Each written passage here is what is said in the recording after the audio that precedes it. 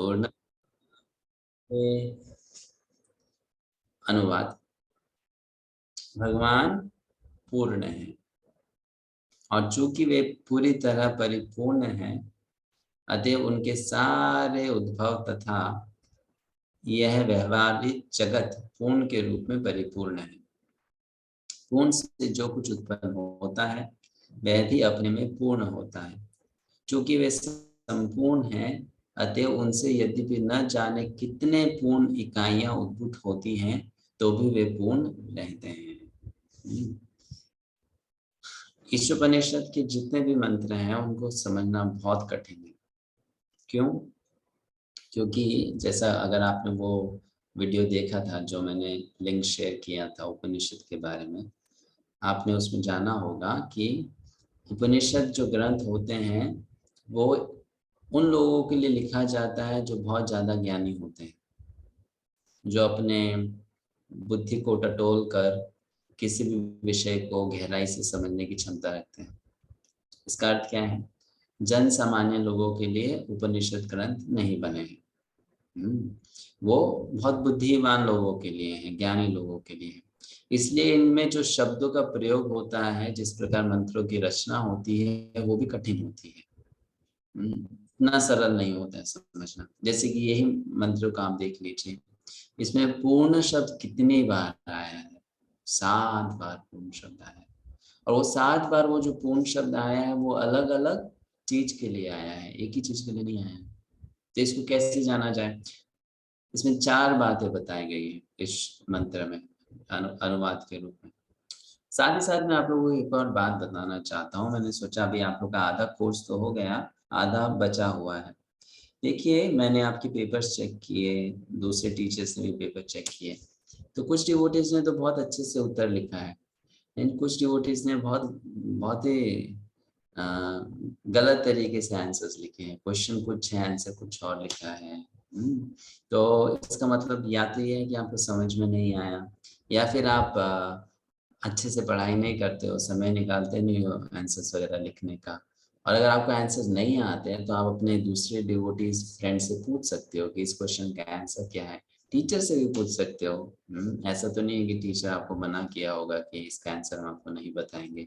तो आपने आंसर जो लिखे हैं वो बिल्कुल भी, बहुत जगह पर कुछ कुछ लोगों ने आंसर लिखे वो बिल्कुल भी सही नहीं है। मतलब व्यक्ति अगर चाह कर भी आपको पास करना चाहे तो नहीं कर पाएगा कि चलो थोड़ा सा ग्रेस मार्क दे देंगे तो पास हो जाएगा, लेकिन उस प्रकार से आपने आंसर लिखे हैं। तो इसलिए आप सभी से निवेदन है, जो अभी वीडियो देख रहे हैं बाद में रिकॉर्डिंग देखेंगे, अगर आपको कुछ समझ में नहीं आता है तो क्वेश्चन पूछो। आपके जो हैंडबुक में क्वेश्चंस दिए हैं उसके आंसर आपको खुद से पता नहीं चलते हैं तो आप उसको क्लास में पूछ सकते हो कि इस क्वेश्चन का आंसर क्या है, एग्जाम में क्या आंसर लिखना है हमको। तो उतना करेंगे तो आप आसानी से पास हो जाएंगे। तो अभी तक तो एक दो स्टूडेंट्स हैं जिनको मुझे लगता है एग्जाम दोबारा देना पड़ेगा। हम फेल किसी को नहीं करना चाहते, तो आपको एग्जाम दोबारा देना पड़ सकता है, फिर से लिखना पड़ सकता है। तो बाद में हम बताएंगे नाम वगैरह आप सभी को। तो अभी जो 3 पुस्तक रह चुकी है, ईशोपनिषद, उपदेशामृत और भक्ति रसामृत सिंधु, इसको अच्छे से समझिए, क्योंकि ये जो ग्रंथ है ये गीता की तुलना में बहुत कठिन है समझना। स्पेशली ईशोपनिषद बहुत कठिन है, भक्ति रसामृत सिंधु बहुत कठिन है। तो ध्यान पूर्वक सुनिएगा, नोट्स बनाइए, है ना, जो क्लास में सुनते हैं उसको लिखिए, और कुछ समझ में नहीं आता तो क्वेश्चन पूछिए। ठीक है, बहुत जरूरी है ये चीज। हमारे व्यक्तिगत भक्तिमय जीवन में भी अगर हम इन शिक्षाओं को अच्छे से नहीं समझेंगे तो फिर भक्ति में प्रगति कैसे करेंगे? नहीं कर पाएंगे। करेक्ट। इसलिए इस चीज का ध्यान रखिएगा। हम, जैसे मैंने कहा, हम किसी को फेल नहीं करना चाहते, लेकिन आप लोगों को थोड़ा सा गंभीर होना होगा। और ये बात मैंने अभी भी कही कि अभी आप लोग का कोर्स पूरा नहीं हुआ है, लेकिन अभी से आप लोग का अटेंडेंस जो गिर रहा है धीरे धीरे धीरे, वो उचित नहीं है। और जिन लोगों ने जो जो चीज मिस की है, ऐसा मत सोचिए आप वो नहीं करोगे तो भक्ति शास्त्री हो जाएगा। किसी का स्लो का एग्जाम बाकी है, किसी का ऐसे सबमिट करना बाकी है, तो वो सब आपको करना पड़ेगा। ऐसा नहीं हम छोड़ देंगे चलो हो गया कोई बात नहीं, ऐसा नहीं, आपको करना पड़ेगा। तो कल की क्लास में मैं आप लोग को बता दूंगा किसका क्या क्या बाकी है और किसको कौन सा एग्जाम दोबारा देना पड़ेगा, ठीक है। तो आप लोग उसके लिए तैयार रहिएगा। फाइन।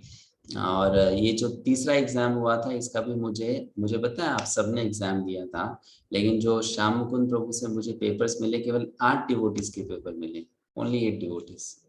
बाकी डिवोटीज की मुझे आंसर शीट्स नहीं मिली अभी तक। ये जो 3rd यूनिट था भगवद गीता का, तो ऐसा क्यों? कहाँ है आप लोग के आंसर शीट्स?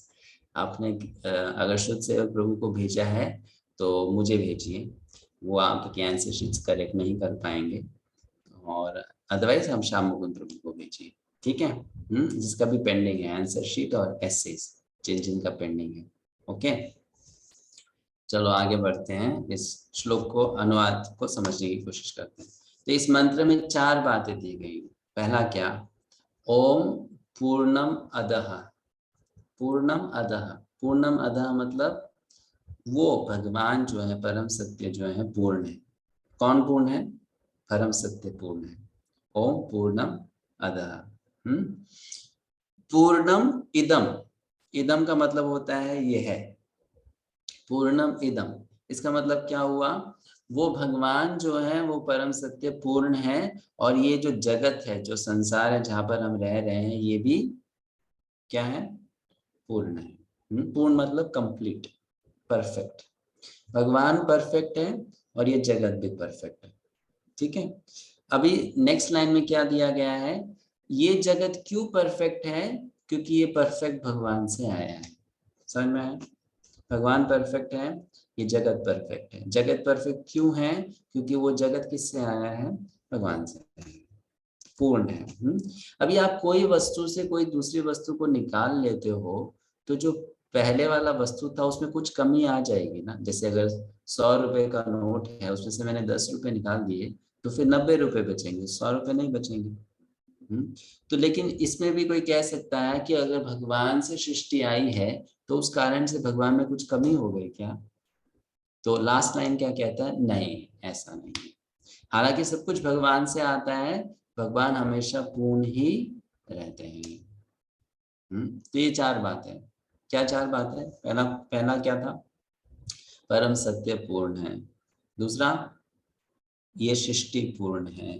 तीसरा, जो भी भगवान परम सत्य से आता है वो पूर्ण होता है। और हालांकि ये सब भगवान से आता है फिर भी भगवान पूर्ण ही रहते हैं, उनमें किसी प्रकार की कमी नहीं होती है। ये 4 बातें बताएंगे। अब तात्पर्य में प्रभुपाद जी इसी चीज को समझाएंगे, इसी विषय को वो डिटेल में बताएंगे कि कैसे भगवान पूर्ण है, उनकी शक्ति पूर्ण है, जो उनसे आता है वो पूर्ण है, और वो कैसे पूर्ण रह जाते हैं, ठीक है।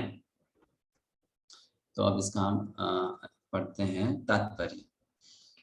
पूर्ण या परम सत्य पूर्ण पुरुषोत्तम भगवान है। परम सत्य या पूर्ण को अगर हम भक्तिमय जीवन को जो अपनाएं वो जानना चाहेंगे तो हमारे लिए पूर्ण क्या है? परम सत्य भगवान कृष्ण पूर्ण है। निर्विशेष ब्रह्म या परमात्मा की अनुभूति परिपूर्ण परम पूर्ण की अधूरी अनुभूति है। पूर्ण परमेश्वर भगवान तो सच्चिद आनंद विग्रह है, और निर्विशेष ब्रह्म की अनुभूति उनके सत स्वरूप या उनके शाश्वत स्वरूप की अनुभूति है। भगवान में 3 चीज है, सत चित आनंद।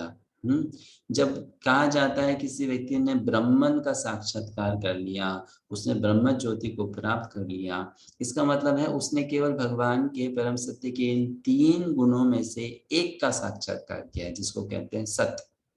सत मतलब जिसका कभी भी विनाश नहीं होता है, उसको कहते हैं सत। और अगर वो व्यक्ति भगवान के परमात्मा का साक्षात्कार, परमात्मा रूप का साक्षात्कार करता है, तो प्रभुपाद जी आगे लिखते हैं उसने 2 चीज का साक्षात्कार किया। किस किस का? सत का और चित का। और जब व्यक्ति भगवान का पूरा साक्षात्कार कर लेता है तो वो तीनों चीज का साक्षात्कार करता है, सत चित और आनंद। तो प्रभुपाद जी लिखते हैं निर्विशेष ब्रह्म की अनुभूति उनके सत स्वरूप या उनके शाश्वत स्वरूप की अनुभूति है, तथा परमात्मा की अनुभूति उनके सत तथा चित स्वरूपों की अनुभूति है। किंतु भगवान की अनुभूति सारे दिव्य स्वरूपों सत चित आनंद की अनुभूति है।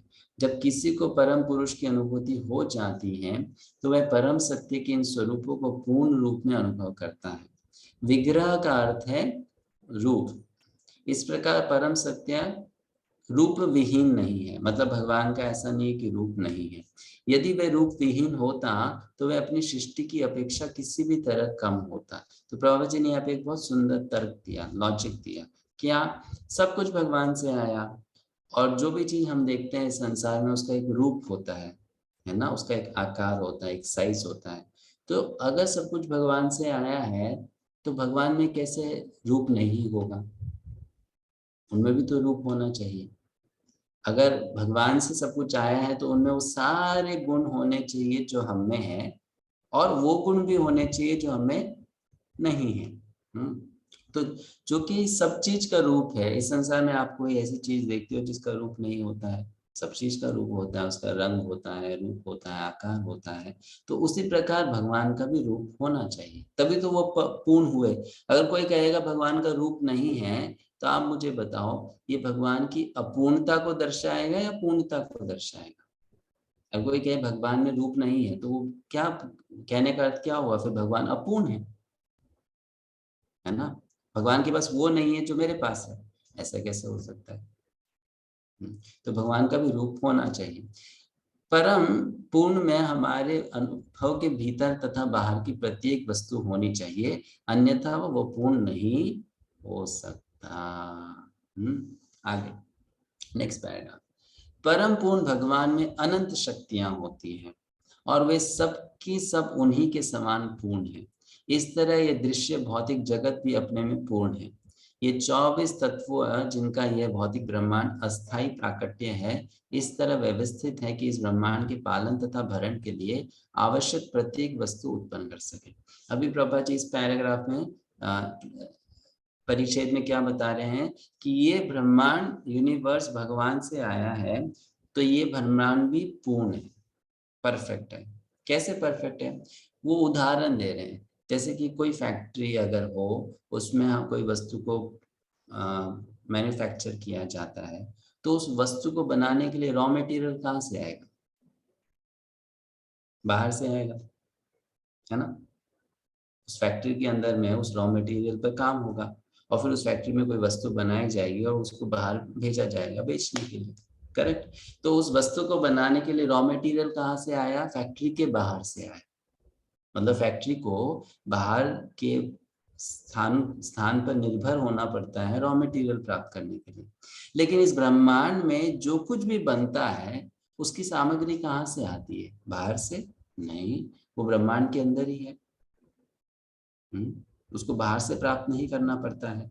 जैसे फॉर एग्जाम्पल हम लोग श्वास लेते हैं तो ऑक्सीजन अंदर जाता है, और जब हम श्वास बाहर छोड़ते हैं तो हम कार्बन डाइऑक्साइड छोड़ते हैं।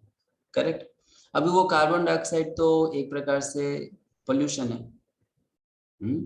लेकिन उस पोल्यूशन को दोबारा से ऑक्सीजन में परिवर्तन करने का जो सिस्टम है वो भगवान ने ब्रह्मांड के अंदर ही बनाया है, कि हम लोग कार्बन डाइऑक्साइड छोड़ेंगे तो पेड़ पौधे उस कार्बन डाइऑक्साइड को अंदर लेकर ऑक्सीजन छोड़ते हैं। ठीक है ना। तो ये भगवान की पूर्ण व्यवस्था है कि इस ब्रह्मांड के अंदर में कोई भी चीज की कमी होगी उसकी पूर्ति ऐसा नहीं है कि ब्रह्मा जी को बोलना पड़ेगा, दूसरे ब्रह्मांड के ब्रह्मा जी को कॉल करना पड़ेगा, यहाँ पर थोड़ी पानी की कमी हो गई, यहाँ भेज दो, यहाँ पे ऑक्सीजन कम हो चुका है, इधर भेज दो, है ना। ऐसा नहीं। जैसे कि अभी यूक्रेन और रशिया में युद्ध हो रहा है, तो यूक्रेन दूसरे देश को बोल रहा है मुझे थोड़े से बारूद चाहिए, बंदूक चाहिए, इत्यादि चाहिए, मुझे भेज दो, समय से आगे। ब्रह्मा जी को ऐसा नहीं कहना पड़ता है कि दूसरे ब्रह्मा जी को बोला कि मुझे थोड़ा सा है ना असुरों के साथ में युद्ध करवाना है, तो कुछ कमी हो गई इसलिए आप हथियार भेज दो ना, कोई जरूरत नहीं है। तो ये ब्रह्मांड में इसके पालन के लिए जो कुछ भी चाहिए इस ब्रह्मांड के अंदर भगवान ने दिया। कितने? 24 तत्व हैं, 24 एलिमेंट्स। और इन 24 तत्वों से ही सब कुछ बनता है, विनाश हो जाता है। इस ब्रह्मांड को जब खत्म भी करना होता है, भगवान को बाहर से इसको खत्म नहीं करना पड़ता है। ये ब्रह्मांड खत्म नष्ट भी होता है तो अंदर से ही नष्ट होता है। ऐसा नहीं है बाहर से किसी को आकर नष्ट करना पड़ेगा। जैसे फॉर एग्जाम्पल है, कोई बिल्डिंग को गिराना है तो बाहर से गिराना पड़ेगा, बॉम्ब लगाकर एक्सप्लोड करके। लेकिन इस ब्रह्मांड को अगर नष्ट करना है तो अंदर से ही नष्ट हो जाता है। शिव जी इसको अंदर से ही नष्ट कर लेते हैं तांडव नृत्य करके, है ना। तो भगवान ने ब्रह्मांड को इतना परफेक्ट बनाया है कि इसकी सृष्टि, इसका पालन और इसका विनाश, ये तीनों का तीनों अंदर से ही होता है। कब हम ऐसा कर सकते हैं? हम ऐसा नहीं कर सकते, हम ऐसा कुछ बना नहीं सकते। तो यहाँ प्रभा जी लिखते हैं, ये 24 तत्व जिनका ये भौतिक ब्रह्मांड अस्थायी प्राकट्य है, इस तरह व्यवस्थित है कि इस ब्रह्मांड के पालन तथा भरण के लिए आवश्यक प्रत्येक वस्तु उत्पन्न कर सके। ब्रह्मांड का पालन करने के लिए इसकी किसी अन्य इकाई को बाह्य प्रयास करने की आवश्यकता नहीं है। ब्रह्मांड अपने निजी काल माप के अनुसार कार्य करता है, जो पूर्ण की शक्ति द्वारा व्यवस्थित किया गया है। और जब वह कालावधि पूरी हो जाती है तो ये अस्थिर अभिव्यक्ति संपूर्ण की पूर्ण व्यवस्था से विनिष्ट हो जाती है। इसका मतलब क्या है? जैसे कि कोई बॉम्ब होता है, उसमें टाइमर लगा रहता है, टाइम बॉम्ब जिसे कहते हैं। जैसे वो टाइमर टिक टिक करके अपने अंतिम समय में आ जाएगा, वो बॉम्ब एक्सप्लोड हो जाता है। वैसे ही इस ब्रह्मांड की जब सृष्टि हुई तो भगवान ने एक टाइमर को, बटन को दबा दिया, और वो जब टाइम पूरा हो जाएगा तब ये ब्रह्मांड भी विनाश हो जाएगा। ठीक है, आगे पढ़ते हैं। छोटी पूर्ण इकाइयां, जिसको क्या बताया गया है? जीव, मतलब हम सब को।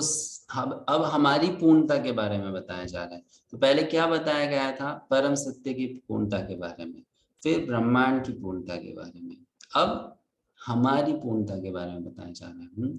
जीवों को सारी सुविधाएं प्रदान की जाती है जिससे वे उस संपूर्ण की अनुभूति कर सके। हमारी पूर्णता किसमें है? हम भगवान बन जाएंगे इसमें है? नहीं। हम इस सृष्टि पर पूरा का पूरा कंट्रोल प्राप्त कर पाएंगे उसमें हमारी पूर्णता है? नहीं है। हमारी पूर्णता किस चीज में है?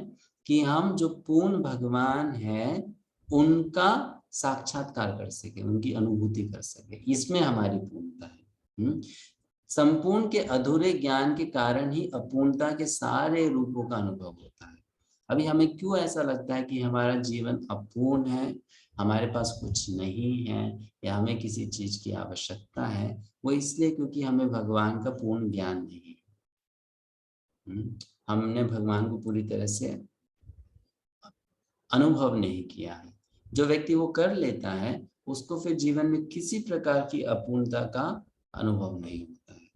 तो यहाँ पर प्रभा जी बहुत सुंदर लाइन ये लिखते हैं, संपूर्ण के अधूरे ज्ञान के कारण ही अपूर्णता के सारे रूपों का अनुभव होता है। इस लाइन को याद कर लेना चाहिए। जब भी हमको ऐसा लगता है कि हमारे जीवन में किसी चीज की कमी है, उससे हमको दुख होता है, तो हमें इस लाइन को याद करना चाहिए कि कमी के कारण हमें दुख नहीं है, अज्ञानता के कारण हमें दुख है। संपूर्ण के साथ हमारा जो संपूर्ण का जो अधूरा ज्ञान है उसके कारण हमको दुख है। मनुष्य जीवन जीव की चेतना का पूर्ण प्राकट्य है, और ये चेतना जन्म और मृत्यु के चक्र में 84 लाख योनियों से विकसित होने के बाद मिलती है। यदि जीव अपनी पूर्ण चेतना युक्त इस मानव जीवन में संपूर्ण से संबंधित अपनी पूर्णता की अनुभूति नहीं करता तो वह पूर्णता की अनुभूति करने का अवसर खो देता है और भौतिक प्रकृति के नियम द्वारा पुनः विकास चक्र में डाल दिया जाता है। ये बहुत सुंदर बात है, इम्पोर्टेंट बात है। हमको मनुष्य रूप मिला, इसकी विशेषता क्या है कि इस रूप में ही एकमात्र हमारे लिए संभव है कि हम भगवान को समझ सके, और दूसरे किसी भी शरीर में हम भगवान को नहीं समझ सकते। इस शरीर में हमको वो चेतना मिली है कि हम भगवान को जान सके। दूसरे शरीर में तो व्यक्ति, वो जो जीव है, उसके पास में क्षमता नहीं होती है कि वो भगवान को समझ सके। अभी आप सोचिए, अगर लाखों करोड़ों जन्मों के बाद किसी को एक ऐसा अवसर मिले कि वो उस अवसर का लाभ उठाकर भगवान को जानकर समस्त प्रकार के दुखों से मुक्त हो सके, उस अवसर को यदि वो व्यक्ति खो देता है तो एक प्रकार से उसका तो बहुत बड़ा नुकसान हो गया। उसने एक बहुत सुंदर अवसर खो दिया। अब वो चूंकि उसने अवसर खो दिया है, उसको दोबारा वो अवसर आसानी से नहीं मिलेगा, फिर उसको बहुत समय लगेगा, है ना। जैसे कि अगर आप ही समझ लो किसी व्यक्ति की, कोई बहुत गरीब व्यक्ति है और वो, आप उससे मिल पाते हो कहीं पर और वो आपसे रिक्वेस्ट करता है कि आप मेरी सहायता करो, आप मुझे कुछ काम दे दो। और आप जितना भी मुझे पैसा दोगे चलेगा। फिर आप देखते हो कि ये व्यक्ति है तो अच्छा, लेकिन इसको कुछ करना आता ही नहीं है, मैं जो भी काम दूं इसको ये ठीक से करता ही नहीं है।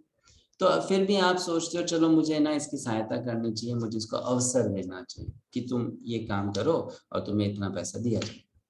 अब अगर आपने वो अवसर उसको दे दिया, फिर आप देखते हैं कि तो पूरा दिन सोता रहता है, बातें करता रहता है, काम काम चोर है, जो भी काम बोलो नहीं करता है, तो फिर आपको क्या लगेगा, मैंने तो गलत किया भाई, मुझे तो इसकी सहायता करनी नहीं चाहिए थी, ये तो बहुत ही बेकार व्यक्ति है, कोई भी इसकी सहायता नहीं कर सकता है।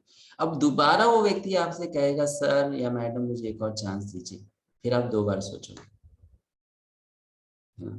फिर आप दोबारा सोचोगे कि नहीं, अब हम नहीं दे सकते आपको मौका। तो वैसे ही भगवान की प्रकृति हमको अवसर देती है मनुष्य रूप में कि अब मुझे जानने की कोशिश करूं, और जब हम उसे खो देते हैं तो पनिशमेंट के रूप में हमको अवसर फिर दोबारा आसानी से नहीं मिलता, बहुत समय लग जाता है ना? क्योंकि आपको मौका मिला था, वो शरीर मिला जिसमें भगवान को समझा जा सकता है, लेकिन हमने उस शरीर में वही कार्य किया जो दूसरे शरीर में किया जा सकता है। तो क्या उससे उससे क्या फिर वो होगा, मतलब क्या उससे भगवान को संदेश जाता है कि हमें फर्क नहीं पड़ता हम मनुष्य शरीर में हो, हम किसी भी शरीर में, हम तो वही करने वाले हैं है ना? हमें कुछ फर्क नहीं पड़ता है। तो भगवान बोले ठीक है, फिर क्यों मनुष्य की आबादी बढ़ा रहे हो, है ना? क्यों मनुष्य की आबादी बढ़ा रहे हो? फिर आप पशु बन जाओ, पक्षी बन जाओ, जलचर बन जाओ।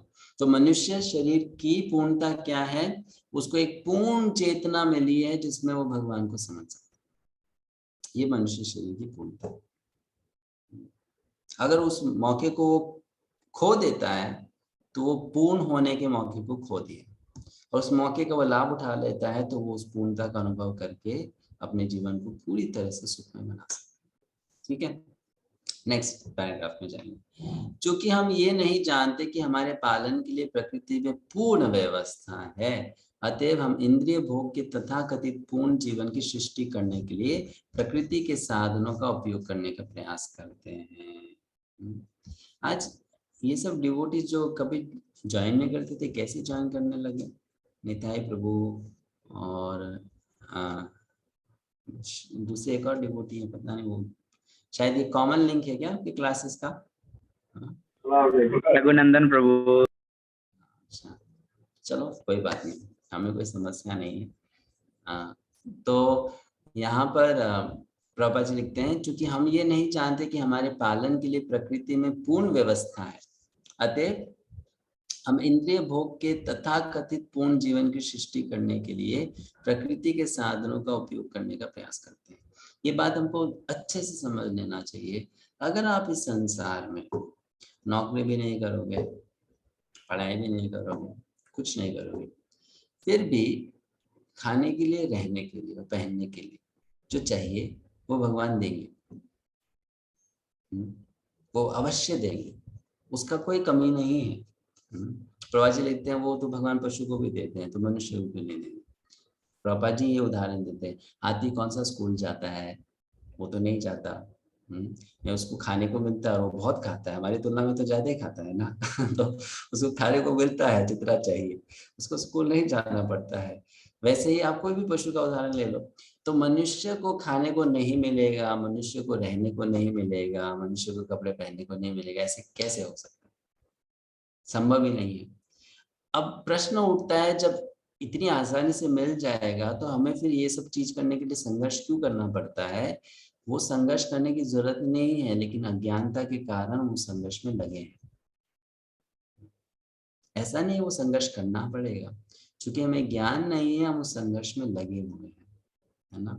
बेकार में बहुत है, पर्याप्त मात्रा में सब कुछ उपलब्ध है, बट जो लोगों के मन में लोभ होने के कारण वो दूसरों के साथ बांटते नहीं हैं, है ना? तो फिर दूसरों को उसी चीज के लिए संघर्ष करना पड़ता है। जैसे कि मैं आपको बताऊं, वृंदावन में अगर आप आपके देश के कुछ भक्त वृंदावन में थे, दोबारा जाएंगे, तो वृंदावन में इतने सारे घर हैं जिसमें 365 दिन में से 360 दिन ताला लगा रहता है। 5 दिन के लिए दिल्ली का कोई व्यक्ति जो उस घर को खरीदा था, वो वृंदावन आता है, 5 दिन उस घर में रहता है, फिर से ताला मार कर चला जाता है। और 360 दिन उस घर में कबूतर रहते हैं, है ना, और वो वहां पर अपना गंदगी करते हैं। ठीक है, तो इस व्यक्ति ने जितने पैसे भरे, इतने पैसे भरे, उस जमीन को खरीदा, उस प्रॉपर्टी को खरीदा, किसके लिए? कबूतरों के लिए, अपने लिए नहीं, कबूतरों के लिए। अब कोई मनुष्य कहेगा कि मैं वृंदावन जा रहा हूँ, मुझे रहने के लिए जगह चाहिए, तो जगह नहीं है, गेस्ट हाउस में पैसे देने पड़ेंगे, तो कितने लोगों के पास में उतने पैसे भी नहीं होते हैं। तो वो सब घर का क्या, जिनमें ताला पड़ा है। अगर मनुष्य में थोड़ा सा भी लालच कम हो जाए और वो ये समझ ये सब भगवान का ही है, तो वो उस ताले लगे हुए घर में भी तो लोगों को रहने का अवसर दे सकता है। लेकिन वो 5 दिन के लिए रहेगा, 360 दिन वो बंद है, उसको वो स्वीकार है, लेकिन उसके स्थान पर लोग रह जाए वो स्वीकार नहीं। तो भगवान के द्वारा तो व्यवस्था पूरी है कि लोग यहाँ पर आराम से खा सके, रह सके, सब कुछ मिल जाएगा जिससे कि वो भक्ति कर सके। लेकिन मनुष्य अपने लालच के कारण, अपनी कुबुद्धि के कारण क्या करता है, उस चीज को अपना मानकर हड़प हड़प लेता है, और फिर दूसरे लोगों को संघर्ष करना पड़ता है। दूसरे लोगों को संघर्ष करना पड़ता है। भगवान ने तो पूरी व्यवस्था की है, क्योंकि हम नहीं जानते कि हमारे पालन के लिए प्रकृति में पूर्ण व्यवस्था है, अतएव हम इंद्रिय भोग के तथाकथित पूर्ण जीवन की सृष्टि करने के लिए प्रकृति के साधनों का उपयोग करने का प्रयास करते हैं। क्योंकि जीव संपूर्ण से संबद्ध हुए बिना इंद्रिय जीवन का भोग नहीं कर सकता, अतएव इंद्रिय भोग का ब्रह्म युक्त जीवन मोह माना जाता है। शरीर का हाथ तभी तक पूर्ण इकाई है जब तक वह संपूर्ण शरीर से संलग्न रहता है। जब हाथ को शरीर से काट कर अलग कर दिया जाता है तो वह हाथ की तरह प्रतीत तो होता है, लेकिन वस्तुतः उसमें हाथ की एक भी शक्ति नहीं रहती। कितना सुंदर उदाहरण है। हाथ के द्वारा हम कितना काम करते हैं, जिसका हाथ नहीं हो उसको पता चलता है कि कितना कुछ वो नहीं कर पा रहा है, लेकिन जिसके पास में हाथ है कितना कुछ हाथों से करता है। करेक्ट, हाथ क्या, एक उंगली भी अगर हमारी कट जाए तो उससे भी हमको कितना अभाव का अनुभव होगा। तो प्रभा जी लिखते हैं कि जब हाथ शरीर से जुड़ा होता है, हम उस हाथ के द्वारा कितना सारा कार्य कर पाते हैं। किसी ने अगर उस हाथ को काट के नीचे जमीन पे रख दिया, देखने में तो वो हाथ ही दिखेगा ना, हाँ, लेकिन कार्य करने की जब बात आएगी वो हाथ का कार्य कर पाएगा? नहीं कर पाएगा। वैसे ही जब जीव भगवान से अलग हो जाता है, अपने संबंध को भूल जाता है, वो दिखता तो एक नॉर्मल इंसान जैसा है, वो नॉर्मल नहीं होता है, वो अपूर्ण होता है। और जैसे वो अपने आप को भगवान से जोड़ लेता है तो उसकी पूर्णता दोबारा उसके पास आ जाती है। कहने का अर्थ यहाँ पर ये है। वस्तुतः इसी प्रकार सारे जीव संपूर्ण के अंश हैं, और यदि उन्हें उस संपूर्ण से पृथक कर दिया जाए तो पूर्णता की भ्रामक अभिव्यक्ति उन्हें पूर्णतया तुष्ट नहीं कर सकती। वो अपूर्ण वो पूर्ण हो ही नहीं सकते, उनको अपूर्णता हमेशा बनी रहेगी। चाहे हमारे जीवन में हमको कुछ भी मिल जाए, लेकिन अगर हम भगवान से अपना संबंध दोबारा नहीं जोड़ते हैं तो हमें हमेशा चीज किसी न किसी प्रकार का अभाव का अनुभव होता रहेगा। हमारे पास कितना भी धन क्यों ना हो, कितना भी यश क्यों ना हो, कितने भी अच्छे हमारे संबंध क्यों ना हो इस संसार में, हमारा कितना भी सुंदर स्वस्थ शरीर क्यों ना हो, फिर भी हमको एक अधूरापन लगा रहेगा। वो अधूरापन किस चीज के लिए है? भगवान के न होने के कारण हमारे जीवन में। और जैसे हम भगवान से अपने आप को जोड़ लेंगे तो फिर हमें किसी प्रकार का अधूरापन नहीं लगेगा, किसी प्रकार का अधूरापन नहीं लगेगा। मनुष्य जीवन को पूर्णता की अनुभूति तभी हो सकती है जब वह उस संपूर्ण की सेवा में लग जाए। इस संसार की सारी सेवाएं, चाहे वे सामाजिक, राजनीतिक, सांप्रदायिक, अंतरराष्ट्रीय हो या अंतक्रिया भी हो, तब तक अपूर्ण बनी रहेंगी जब तक उन्हें संपूर्ण के साथ संबंध न कर दिया जाए। जब प्रत्येक वस्तु संपूर्ण से जुड़ जाती है तो उससे संलग्न सारे अंश भी अपने में पूर्ण हो जाते हैं। जब सब कुछ भगवान से जुड़ जाता है तब उनसे जुड़ा सब कुछ भी फिर पूर्ण हो जाता है। तो ये बताया गया है यहाँ पर। अभी आपका कुछ क्वेश्चन है तो आप पूछ सकते हो, तो इसके बारे में कुछ और हम पॉइंट्स डिस्कस करेंगे इसी में। हरे कृष्णा प्रभु जी।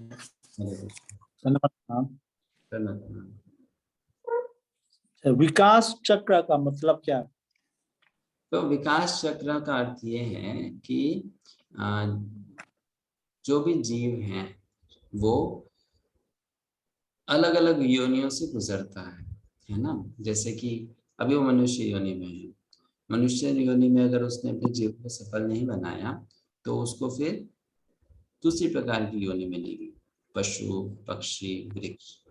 फिर उस योनि से वो दूसरी योनि में जाएगा, फिर उससे दूसरी योनि में जाएगा। ऐसे वो नीचे जाकर फिर धीरे धीरे धीरे धीरे ऊपर उठकर फिर से मनुष्य योनि में आता है। तो उसको विकास चक्र कहते हैं। जैसे कि समझ लीजिए, पहले उसको किसी जलचर का शरीर मिल गया, फिर जलचर से उसको किसी पक्षी का शरीर मिल गया, फिर पक्षी से उसको किसी पेड़ का शरीर मिल गया, फिर पेड़ के शरीर से उसको गाय का शरीर मिल गया, फिर गाय के शरीर से वो मनुष्य के शरीर में आया। तो इस प्रकार क्या हुआ, धीरे धीरे धीरे धीरे उसके चेतना में विकास हुआ और वो एक जन्म में आके मनुष्य बन गया। तो किसी भी दूसरी योनि से मनुष्य योनि में आने के लिए उसको कुछ विशेष कर्म नहीं करना पड़ता है, वो बाय डिफॉल्ट ऑटोमेटिक होता है। कोई भी योनि में कर्म नहीं होता है, केवल मनुष्य योनि में कर्म होता है। जैसे पशुओं का कोई कर्म नहीं है, मतलब ऐसा नहीं कि उन्होंने कुछ किया तो उनको दंड मिलेगा या फिर उनको किसी प्रकार का इनाम मिल जाएगा, नहीं, उनके लिए वो एक निर्धारित रूप से कार्य करते हैं। केवल मनुष्य ही एक ऐसा जीव है, प्राणी है, जिसके पास में चॉइस होता है, आप ऐसा कर सकते हो, आप ऐसा कर सकते हो, है ना। आप ऐसा करोगे तो ऐसा परिणाम, वैसा करोगे तो ऐसा परिणाम। पशुओं को ऐसा कुछ नहीं मिलता है। जैसे समझ लीजिए दो बंदर हैं, आपस में लड़ते लड़ते एक बंदर ने दूसरे बंदर को मार दिया, तो ऐसा नहीं है कि अब उसको सजा दी जाएगी तुमने क्यों मारा, ऐसा नहीं होगा, है ना। वो उनके लिए स्वाभाविक है, वो स्वभाव के अनुसार ऐसा करते हैं। ये मनुष्य को सजा दी जाती है। तो ये जो नीचे की योनियों से चल चल के मनुष्य की योनि में आना होता है, इसी को विकास चक्र कहते हैं। ठीक है। बॉडी का रिसाइकलिंग, हाँ, बॉडी का रिसाइकलिंग होता है। रिसाइकलिंग में तो एक्चुअली शब्द जो उसका है वो है एवोल्यूशन। एवोल्यूशन मतलब विकास। वो एक शरीर एवोल्यूशन, एवोल्यूशन मतलब वो एक निम्न प्रकार की योनि से वो एक बेहतर योनि में, है ना, बेटर योनि में, स्पीसीज में बढ़ जाता है, उसको एवोल्यूशन कहते हैं। ठीक है। थैंक और यू। हरे हरे कृष्ण। कृष्णा प्रभु जी। हरे कृष्ण। अब प्रभु जी तब वो जैसा अभी हम लोग कीर्तन करते हैं तो बैल लोग भगवान को विग्रह को गाड़ी पे लेते हैं, जैसा वो गाय का दूध भी भगवान का सेवा में यूज करते हैं, फूल भी। तो वो जो पेड़ है, जानवर है, उन लोग का सेवा ऐसा भगवान में कर देने से उसका लाभ नहीं होगा उन लोगों को? वो होगा ना, उनको लाभ होगा, क्योंकि वो कर्म नहीं है ना, वो भक्ति है। जी वो जी। कर्म नहीं कर पाते हैं लेकिन भक्ति तो कर पाते हैं ना, इनडायरेक्ट। वो अच्छा, अन्य और दूसर जीव भी ऐसा भगवान से करता है तो उसका ये लाभ तो होता है जब बपुर जी। उनको लाभ होगा, उनको लाभ होगा, लेकिन वो अपनी इच्छा से नहीं करता है ना, वो तो किसी और के कारण कर पाता है। ऐसे जैसे कि मनुष्य है, उसके पास में अपनी इच्छा है कि वो भगवान की भक्ति कर सके ना कर सके।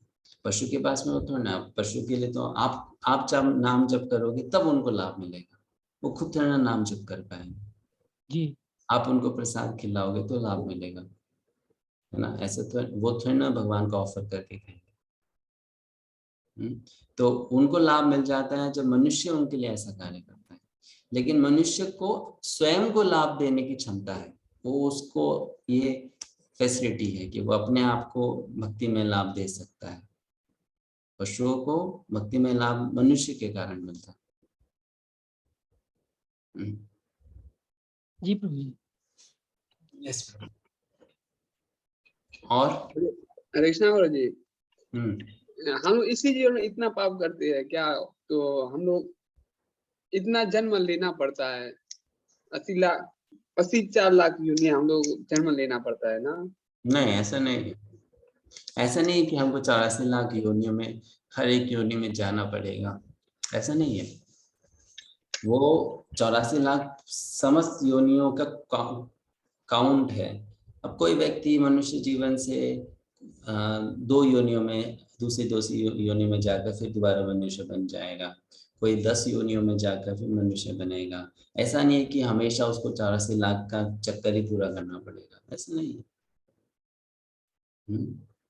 कुछ लोग को मनुष्य योनि तुरंत भी मिल जाती है, कुछ को थोड़ा समय लगता है। ऐसा नहीं है कि वो 84 लाख हर एक में जाना ही जरूरी है, ऐसा नहीं है। जैसे हमारे कर्म होंगे वैसे वैसे हमको अलग अलग योनि में भेजा जाता है। जी बस थैंक यू।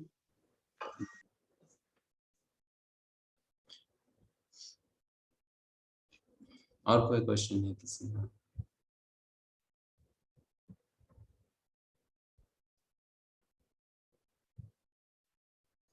तो यहाँ पर थोड़ा और उदाहरण आपको देते हैं समझने के लिए कि भगवान कैसे पूर्ण है।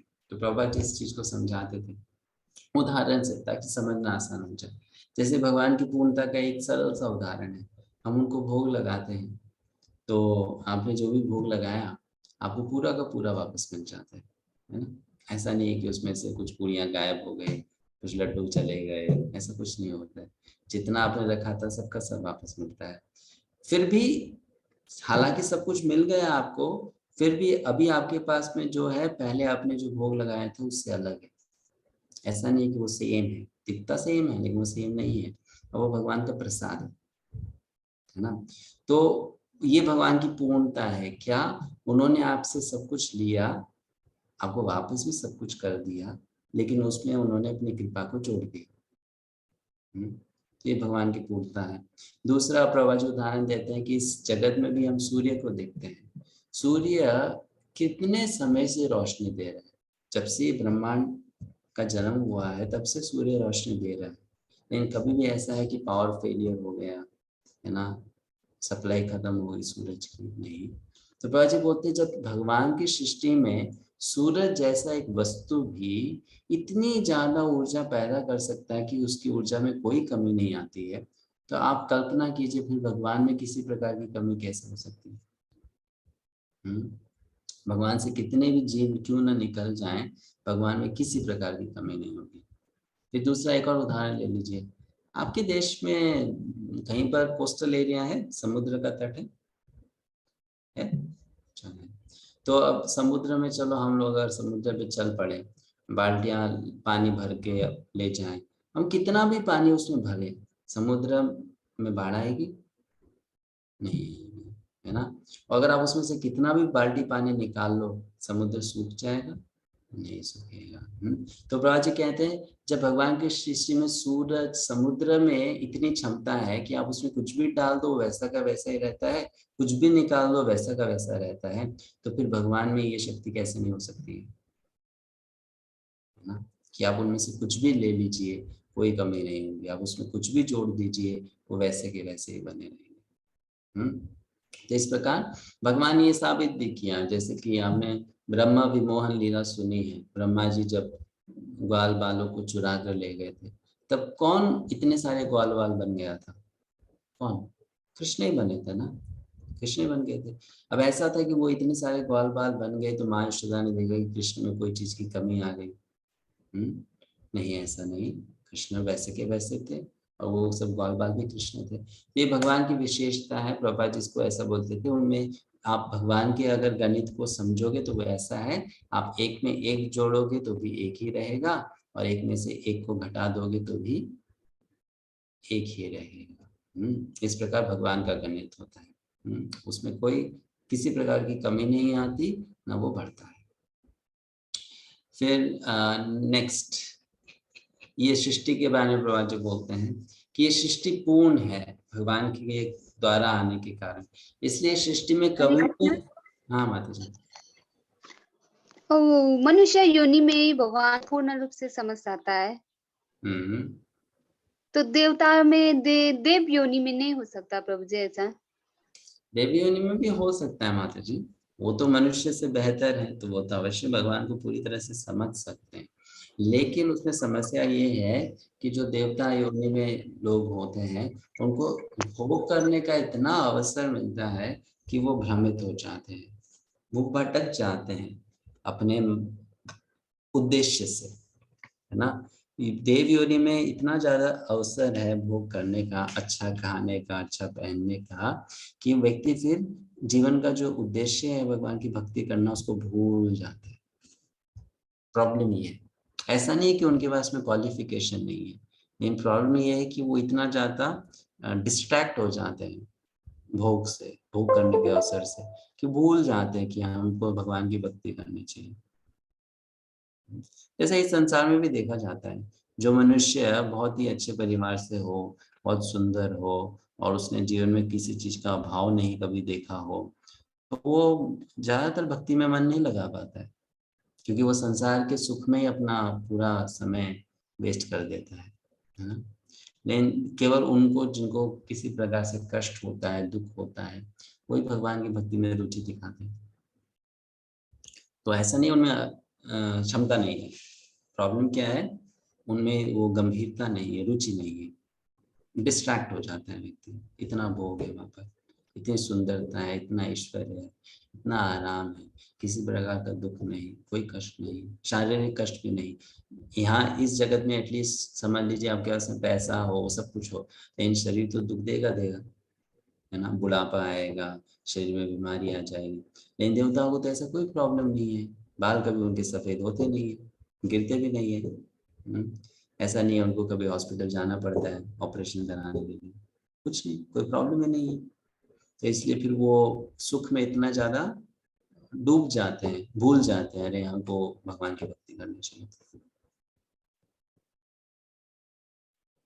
प्रभु जी ऐसे वायुदेव, ऐसे अग्निदेव, ऐसे देवता लोग भी नहीं पूर्ण रूप से नहीं समझ सकते भगवान को? ऐसा नहीं है देवता नहीं समझ सकते हैं, और ऐसा नहीं कि सभी के सभी देवता एक जैसे होते हैं। बहुत से ऐसे देवता हैं जो भगवान के शुद्ध भक्त भी होते हैं, लेकिन ऐसा नहीं है कि सब होंगे। जैसे अभी फॉर एग्जांपल, अभी वर्तमान में जो हमारे ब्रह्मांड के ब्रह्मा जी हैं वो भगवान के शुद्ध भक्त हैं। इसका मतलब ये नहीं है हर ब्रह्मांड के जितने भी ब्रह्मा जी हैं सबके सब शुद्ध भक्त हो, है ना। ऐसा जरूरी नहीं है, क्योंकि वो तो एक पोस्ट है ना। जैसे फॉर एग्जांपल अभी इंडिया में प्रधानमंत्री कौन है, मोदी, है ना। अभी मोदी है वो एक एक पुण्य आत्मा है, भक्ति में, धार्मिक कार्य में उसकी रुचि है। इसका मतलब ये तो नहीं जितने भी प्रधानमंत्री भारत में हुए हैं या होंगे सब ऐसे होंगे, ऐसा तो नहीं है। वैसे सब देवी देवता जो हैं वो वैष्णव नहीं होते, कुछ होते हैं, है ना, अधिकांश नहीं होते, या वो होते भी हैं तो अधिकांश वो वैष्णव तो होते हैं, लेकिन वो शुद्ध वैष्णव नहीं होते। मतलब उनकी भोग करने की भी इच्छा है और भगवान की भक्ति करने की भी इच्छा है, दोनों है ना, दोनों दोनों इच्छाएं हैं। इसलिए तो प्रभुपाद जी ने कहा था इस बात को कि मेरे अधिकांश जो अनुयायी हैं वो स्वर्ग में जाएंगे। क्यों? क्योंकि वो वैष्णव भी है लेकिन उनकी भोग करने की भी इच्छा है, तो उनको फिर स्वर्ग में जाने को मिलेगा। वो भगवान की भक्ति भी करेंगे वहां पर, लेकिन वो भोग भी करेंगे। तो शुद्ध भक्त बनना बहुत मुश्किल हो जाता है किस व्यक्ति के लिए, भौतिक सुख बहुत होता है, क्योंकि वो डिस्ट्रैक्ट हो जाता है ना। अभी फॉर एग्जाम्पल सिंपल सी बात है, अगर आपको संसार को छोड़ना है, इस संसार से बाहर जाना है, तो आपको ये संसार अच्छा स्थान लगेगा, तो आप कैसे छोड़ पाओगे? छोड़ पाओगे? नहीं छोड़ पाओगे, है ना। अगर संसार अच्छा लगेगा तो कैसे छोड़ पाएंगे? जब अच्छा लगेगा तो उधर ही रहने की इच्छा होगी ना, है ना। जब आपको अच्छा नहीं लगेगा तब तो आप बोलोगे, आप परेशान होंगे, हमको नहीं रहना, हमको जाना है यहाँ से। तो जो लोगों को सुख, इस संसार में सुख प्राप्त करने का अवसर बहुत मिलता है, उनको तो लगता है नहीं ये संसार बुरा स्थान है। उनको अगर आप बोलोगे यहाँ पर दुखी दुखी हो, आपको आप पागल व्यक्ति हो, हमको तो दुख का अनुभव ही नहीं होता है, हम देखो कितने सुखी है ना। तो फिर उनका इस संसार से निकलने की इच्छा कैसे होगी? और भगवान में अपने मन को कैसे लगा पाएंगे? नहीं लगा पाएंगे। तो देवताओं के लिए बहुत बड़ा चैलेंज हो जाता है, चैलेंज हो जाता है। और मनुष्य योनि में वो चैलेंज इतना नहीं होता है, क्योंकि ये जो लोग हैं, मर्त्य लोग जिसे कहते हैं, पृथ्वी जो, ये बना ही ऐसा है कि कुछ ना कुछ कष्ट आपको आता ही रहेगा, कुछ ना कुछ समस्या आती रहेगी, है ना। तो इसलिए व्यक्ति को कभी न कभी जागरूक होने का अवसर मिल ही जाएगा। तो इसलिए मनुष्य योनि को बेस्ट माना जाता है, सबसे अच्छा, सबसे ज्यादा अनुकूल है भगवान की भक्ति करने के लिए, ऐसा। ठीक है, ओके जी।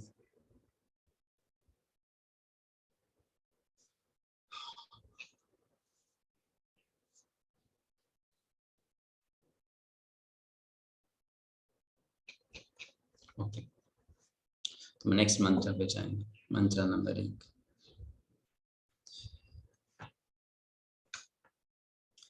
तो ये जो अभी हमने मंत्र पढ़ा, इसको कहते हैं मंगलाचरण।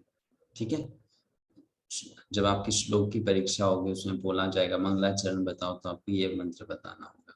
ओम पूर्णमदः पूर्णमिदं पूर्णात् पूर्णमुदच्यते। अब परम सत्य की परिभाषा इसमें हो गई।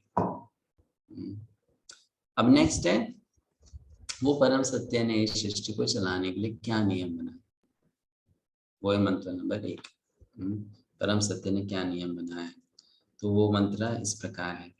ईशावास्यमिदं सर्वं यत्किंच जगत्यां जगत् तेन त्यक्तेन भुञ्जीथा मा गृधः कस्य स्विद्धनम्।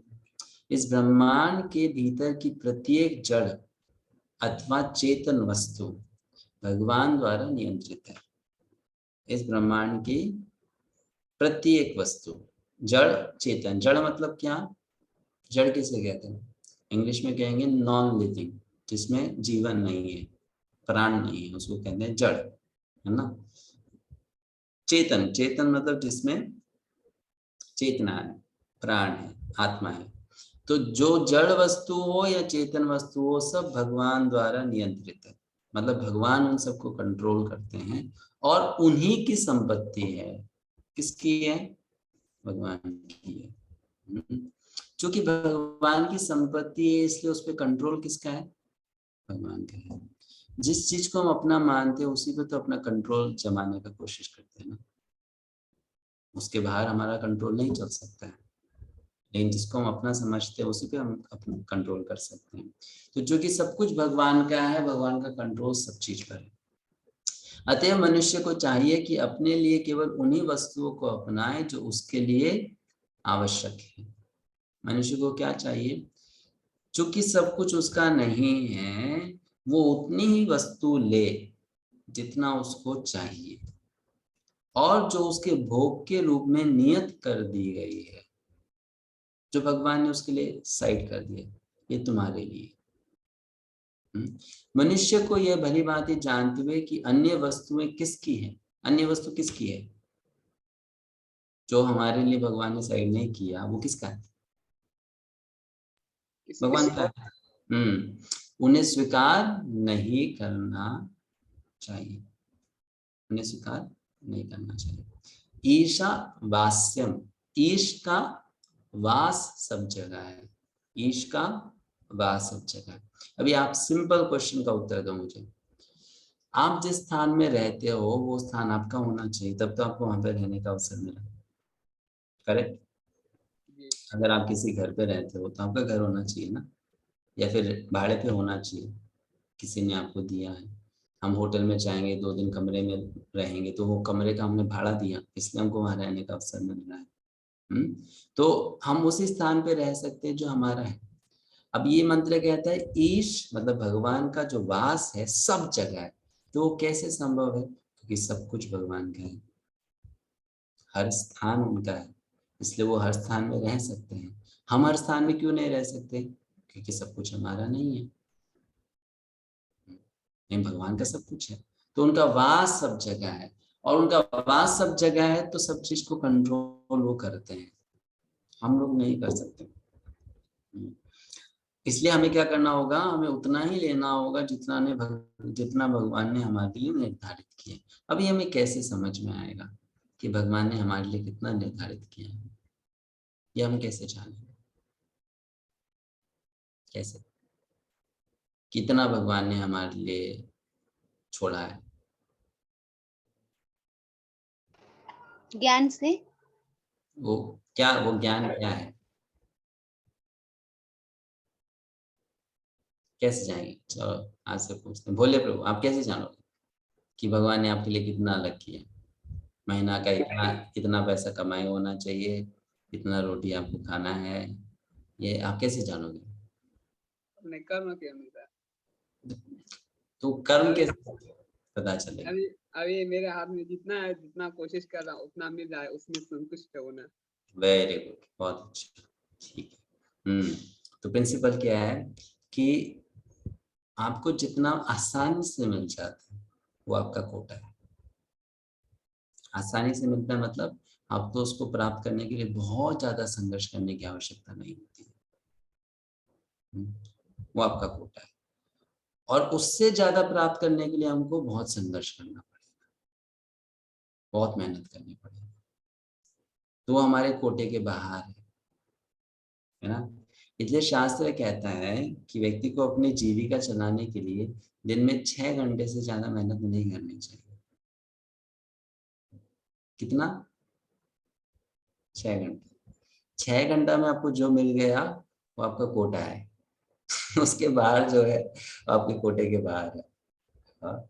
ये शास्त्र में बताया गया है, मतलब इतना एफर्ट, इससे ज्यादा अगर एफर्ट हम जो डाल रहे हैं वो हम वो सब वस्तु को प्राप्त करने के लिए डाल रहे हैं जो एक्चुअली में हमारा कोटा नहीं है।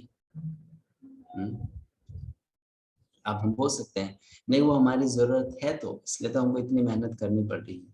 तो शास्त्र कहता है अगर आप किसी वस्तु के बिना जीवित रह सकते हो तो वो आपकी जरूरत नहीं है। जैसे फॉर एग्जाम्पल मैं बोलूंगा अरे मुझे गाड़ी खरीदनी है, गाड़ी के 15 लाख रुपए लगेंगे और उतना तो मैं अगर 6 घंटा मेहनत करूंगा तो मुझसे होगा ही नहीं, उसके लिए तो मेरे को 12 घंटा नौकरी करनी पड़ेगी, तब तो जाकर गाड़ी आएगी, है ना। तो इस प्रकार अगर हम अपनी आवश्यकताओं को बढ़ाते जाएंगे और नई नई आवश्यकताएं बनाते जाएंगे फिर तो 12 घंटा क्या 24 घंटा भी कम पड़ेंगे, नहीं, फिर तो 24 घंटा भी पर्याप्त नहीं होंगे। लेकिन व्यक्ति को सोचना चाहिए कि वो गाड़ी के बिना मेरा जीवन चलेगा कि नहीं चलेगा। अगर मेरा जीवन चलेगा तो वो गाड़ी मेरी आवश्यकता नहीं है,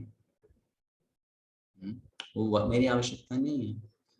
इसलिए सच में देखा जाए तो हमारी जो आवश्यकताएं हैं उसके लिए हमको इतनी मेहनत करने की जरूरत नहीं पड़ती है, लेकिन जब हम उस आवश्यकताओं की बाहर की चीजों को प्राप्त करने के लिए संघर्ष करते हैं तब हमको मेहनत बहुत करना पड़ता है, तब जाकर हमको बहुत मेहनत करना पड़ता है।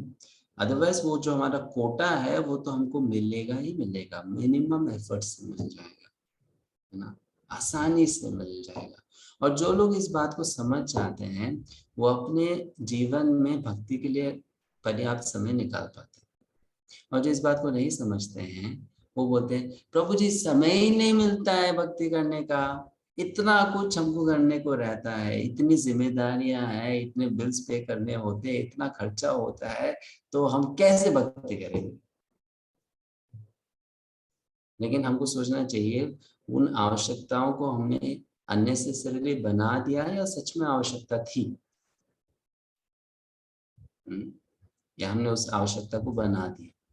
जैसे फॉर एग्जाम्पल अगर मेरा 4000 का फोन से काम चलता है और अगर मैं सोचता हूँ मुझे भी एप्पल का 30,000 का 40,000 का फोन चाहिए, तो वो तो मैंने फिर अननेसेसरीली अपनी आवश्यकता बना दी ना, नहीं बना दी। तो अभी जो 4000 का जो था उसमें तो मुझे 6 घंटा नौकरी करने से 7 घंटा नौकरी करने से आराम से हो जाता था, अब मुझे वो चाहिए 40,000 वाला, तो उसके लिए मेरे को फिर 7 घंटा से ज्यादा 8 घंटा 10 घंटा 12 घंटा करना पड़ेगा, या तो अपने समय को बढ़ाना पड़ेगा या फिर मुझे चोरी करनी पड़ेगी। कुछ ना कुछ तो करना पड़ेगा गलत, है ना। ऐसा जब व्यक्ति करेगा तो उसकी भक्तिमय जीवन में फिर समस्या क्यों नहीं है, फिर उसको समय कैसे मिलेगा भक्ति करने का। इसलिए ये बहुत इम्पोर्टेंट बात है समझने के लिए। कोई भक्त अगर ऐसा कहता है मेरे पास भक्ति करने का समय नहीं है, तो वो उसके ही वास्तविकता में गलती है, उसकी गलती है कि वो वास्तविकता में अपने जीवन को उतना सरल सादा नहीं बना रहा है जितना भक्ति के लिए चाहिए। उसकी ऐसी ऐसी इच्छाएं हैं जो वास्तविकता में पूर्ति की आवश्यकता नहीं है। तो यहाँ कोटा का जो शब्द है बहुत इंपॉर्टेंट है कि हमारे कोटे में जो हमको मिलना लिखा है वो हमको मिलकर ही रहेगा। आप अगर उसका सच में उदाहरण देखना चाहते हो ना, तो हमारे संस्था से जुड़े जो ब्रह्मचारी होते हैं, सन्यासी होते हैं, उनका जीवन आप देख लीजिए। क्या करते हैं? कुछ नहीं करते।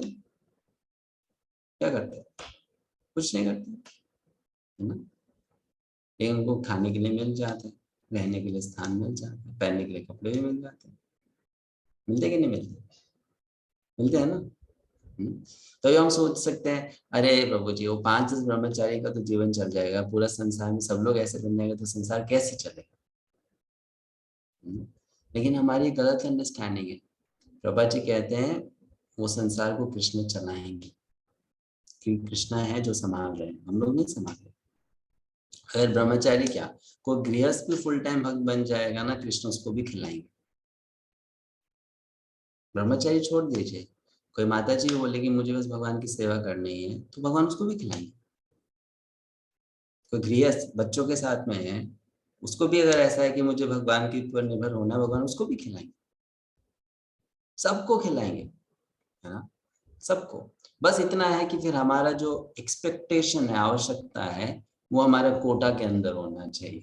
अगर वो कोटा के बाहर हो जाएगा तब समस्या आएगी, तब हमको फिर संघर्ष करना पड़ेगा, है ना, करना पड़ेगा ना, है कि नहीं। अभी जैसे वो तो फिर एक ब्रह्मचारी को भी करना पड़ेगा। अभी ब्रह्मचारी को मंदिर में रहता है तो उसको अगर मंदिर से एक फोन मिल जाता है कि अभी भगवान की सेवा में यूज करो, अब वो सोचता है नहीं मुझे तो भाई 80,000 वाला फोन ही चाहिए, तो उस 80,000 वाले फोन को प्राप्त करने के लिए फिर ब्रह्मचारी को भी संघर्ष करना पड़ेगा, नहीं करना पड़ेगा, उसको भी करना पड़ेगा, है ना। उसको भी इधर उधर जाना पड़ेगा, मुझे थोड़ा सा डोनेशन दे दो, डोनेशन दे दो, डोनेशन दे दो, है ना। उसको भी अपने जूते घिसने पड़ेंगे, तो तब जाकर उसको मिलेगा। तो ये सिंपल सा फैक्ट है कि हमारे कोटा में जितना जो है हमको मिलना ही मिलना है। आप उसके लिए मेहनत नहीं करोगे तो भी आपको आएगा, और उसके जो बाहर है उसके लिए हमको बहुत ज्यादा संघर्ष करना पड़ेगा, है ना, बहुत ज्यादा संघर्ष करना। अब उसमें नुकसान क्या है? नुकसान मैं आपको बताता हूँ। अब हम सोचेंगे चलो कर लेंगे हम थोड़ी सी मेहनत, क्या फर्क पड़ता है, 2 घंटा ज्यादा नौकरी कर लेंगे, क्या नुकसान हो जाएगा? नुकसान ये हो जाएगा कि वो 2 घंटा नौकरी करने से आपने जो प्राप्त किया ना, वो 2 घंटा आपने उस चीज को प्राप्त करने में भगवान की भक्ति करने का अवसर खो दिया, जो कि बहुत बड़ा नुकसान हो गया। मतलब क्या आपको उस 2 घंटे में हीरा मिल सकता था और आप उस 2 घंटे में कांच के टुकड़े के पीछे भागते रहे। समय तो उतना ही है, तो उस तो आपको मिल जाएगी, लेकिन फिर आपने वो समय उसके लिए जो गवा दिया, अब उस समय आपने भक्ति नहीं की तो फिर भगवान की कृपा कैसे मिलेगी? भगवान किसे मिलेगी? वो नहीं मिलेगी। तो हमको अब ये सोचना है कि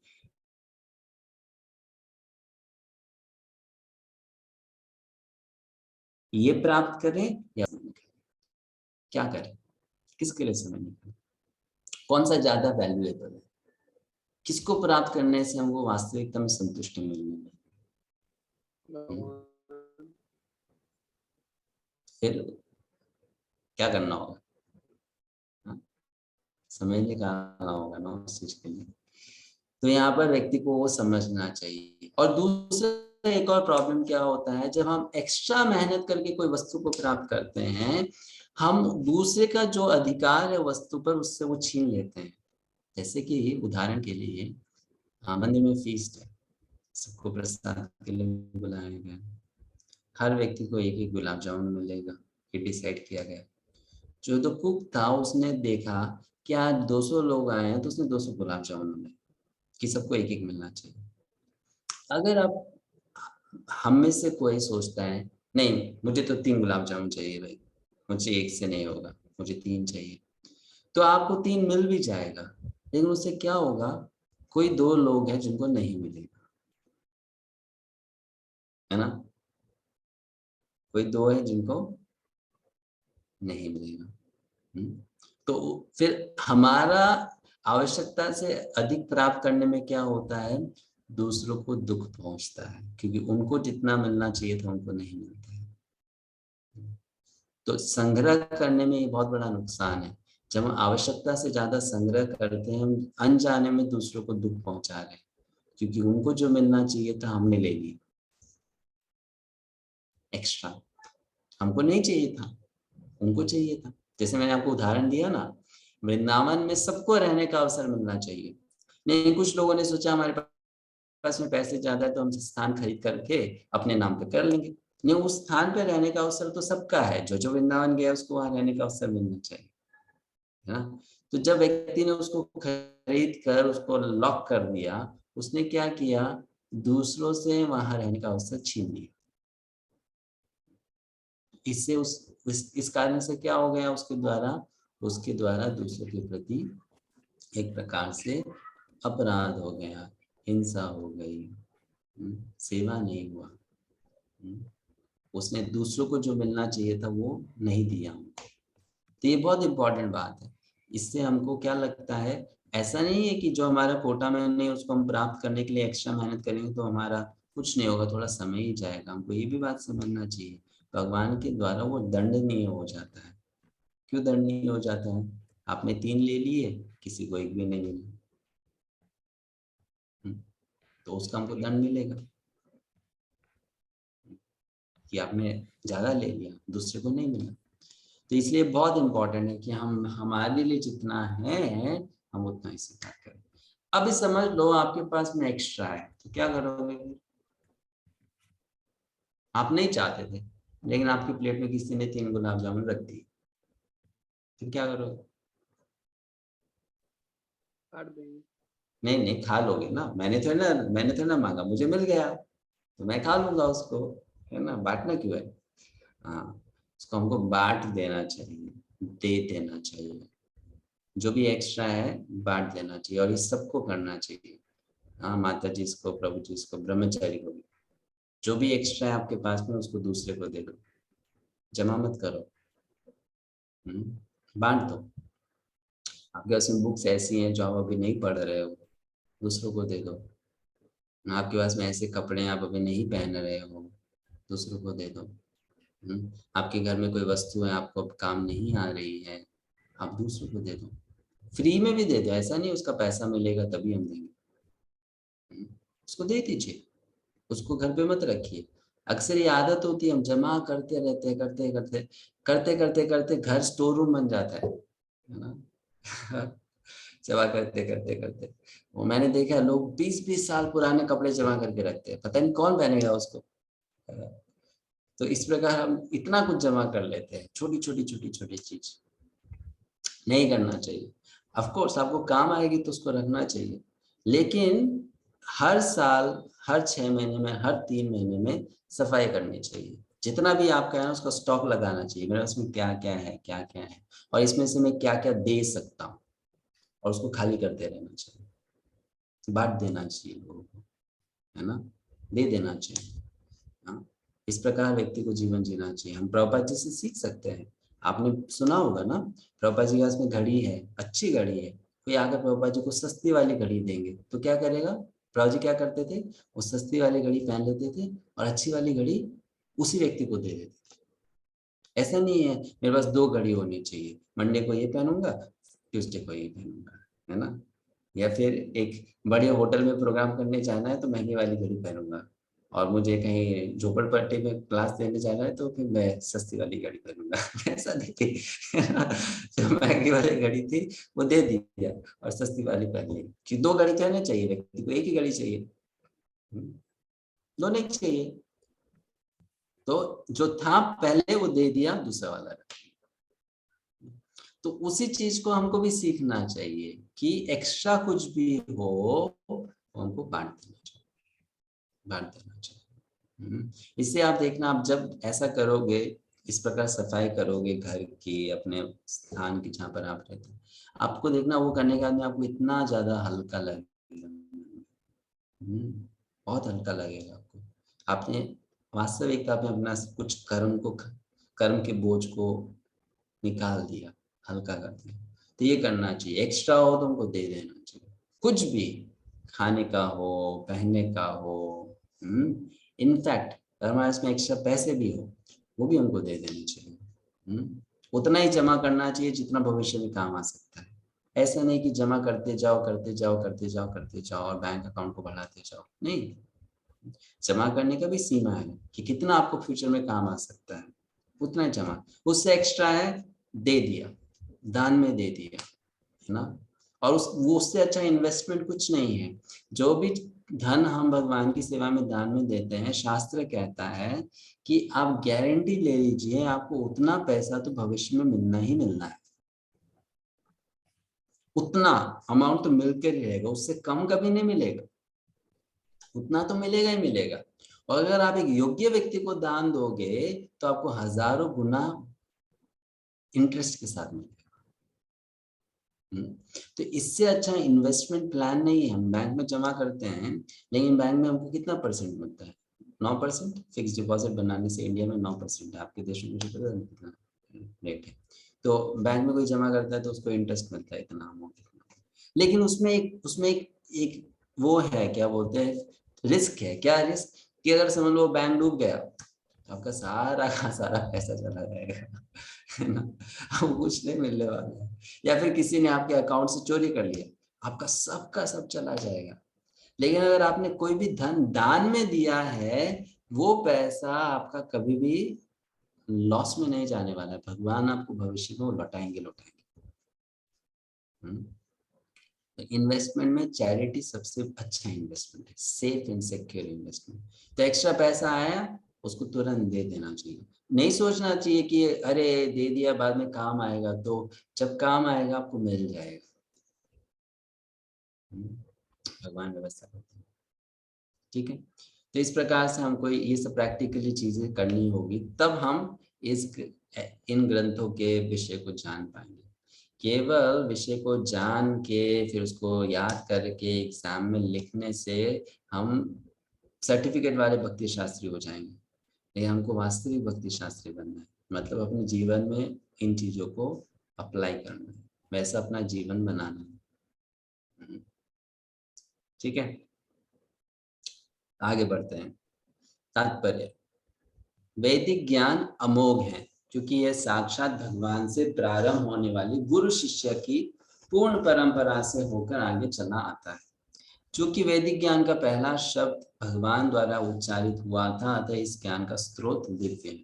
अभी यहाँ पर प्रभु जी वैदिक ज्ञान के बारे में इसलिए बता रहे हैं क्योंकि संसार में ऐसे कुछ मूर्ख लोग हैं जो बोल सकते हैं सब कुछ भगवान का, क्यों? हमारा है ना सब कुछ, भगवान का कैसे हो सकता है? तो प्रभु जी बोल रहे हैं कि तुम्हें वेदों की बातों पर विश्वास होना चाहिए। वेद कह रहा है कि सब कुछ भगवान का है तो उस बात को मान लो। भगवान द्वारा उच्चारित शब्द अपौरुषेय कहलाते हैं, जो इस बात को संकेत है कि ये शब्द किसी सांसारिक पुरुष द्वारा नहीं कहे गए। भौतिक संसार में रहने वाले जीव में 4 दोष होते हैं, हमने पहले भी डिस्कस किया है। वह निश्चित रूप से त्रुटि करता है, वह मोहग्रस्त होता है, उसमें दूसरों को धोखा देने की प्रवृत्ति पाई जाती है तथा उसकी इंद्रियां अपूर्ण है। इन 4 अपूर्णताओं से युक्त मनुष्य पूर्ण ज्ञान की जानकारी नहीं दे सकता। वेद ऐसे अपूर्ण प्राणी द्वारा तैयार नहीं हुए थे। वैदिक ज्ञान सर्वप्रथम भगवान द्वारा आदि जीव ब्रह्मा के हृदय में प्रदान किया गया और ब्रह्मा ने इस ज्ञान को आगे अपने पुत्रों तथा शिष्यों में प्रसारित किया, जो इस ज्ञान को अनादि काल से हस्तांतरित करते चले आ रहे हैं। चूंकि भगवान पूर्ण सब प्रकार से पूर्ण, भगवान पूर्णम सब प्रकार से पूर्ण है, अतः उन पर भौतिक प्रकृति के नियम लागू होने की संभावना नहीं है, क्योंकि वे उनके नियंत्रण में रहते हैं। लेकिन जीव तथा जड़ पदार्थ प्रकृति के नियमों द्वारा और अनंतिम रूप से भगवान की शक्ति द्वारा नियंत्रित होते हैं। यह ईशोपनिषद यजुर्वेद का अंश है। फलस्वरूप इसमें इस ब्रह्मांड में स्थित समस्त वस्तुओं के स्वामित्व के विषय में जानकारी मिलती है। इस ब्रह्मांड की प्रत्येक वस्तु पर भगवान के स्वामित्व की पुष्टि भगवत गीता के 7वें अध्याय में हुई है, जिसमें परा तथा अपरा प्रकृति की विवेचना की गई है।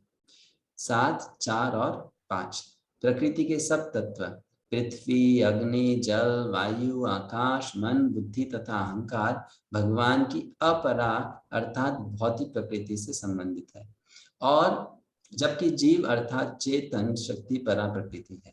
ये दोनों ही प्रकृतियां या शक्तियां भगवान से उद्भूत हैं।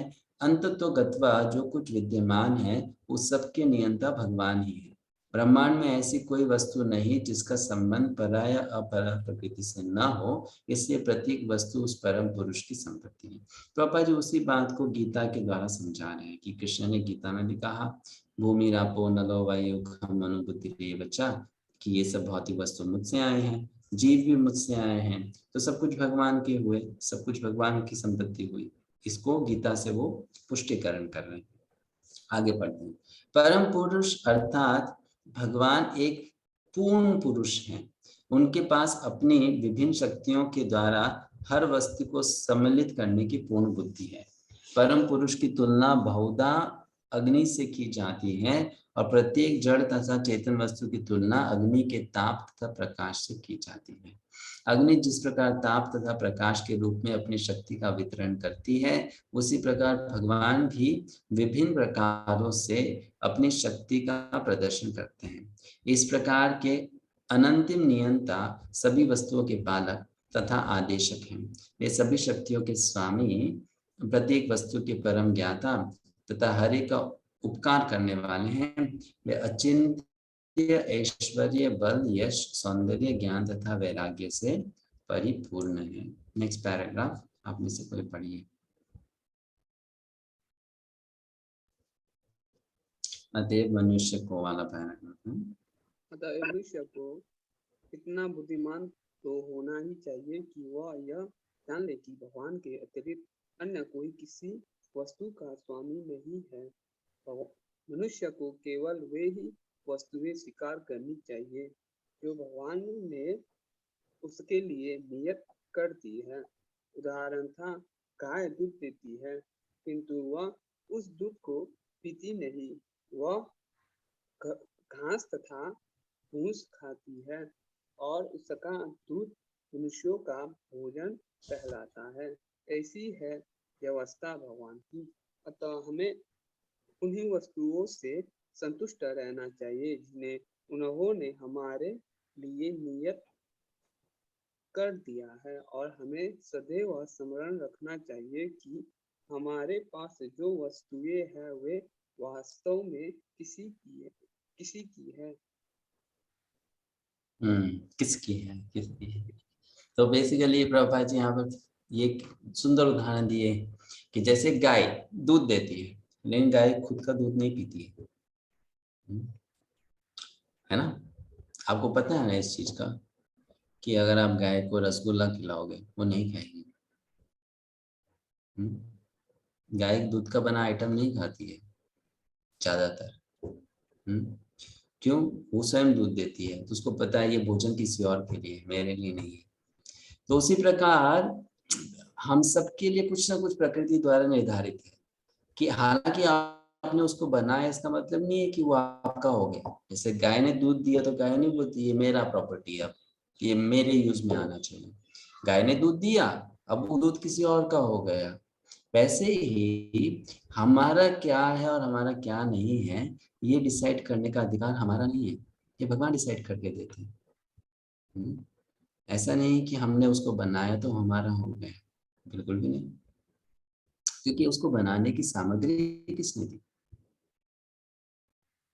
उसको बनाने के लिए जो रॉ मटेरियल चाहिए था वो तो हमने नहीं जन्म दिया, है ना। जैसे प्रभा जी उदाहरण देते हैं, आपने सीमेंट लिया, पानी लिया, आपने फिर वो सब यूज करके बिल्डिंग बना ली, लेकिन वो सीमेंट किसने दिया, पानी किसने दिया, उस बिल्डिंग में जो ईंट लगी उस ईंट को सुखाने के लिए अग्नि किसने दी,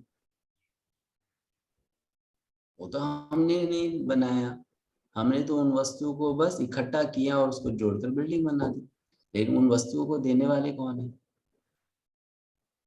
भगवान है। तो अगर समझ लीजिए मैंने ये सब वस्तु को इकट्ठा करके बिल्डिंग बना दी, अंत में वो प्रॉपर्टी भी किसकी है, भगवान की प्रॉपर्टी है ना, क्योंकि वो सामग्री देने वाले तो वही है ना, करेक्ट। तो यहाँ प्रभा जी इस चीज का उदाहरण देते हैं। नेक्स्ट पैराग्राफ कोई पढ़िए, दूसरा कोई।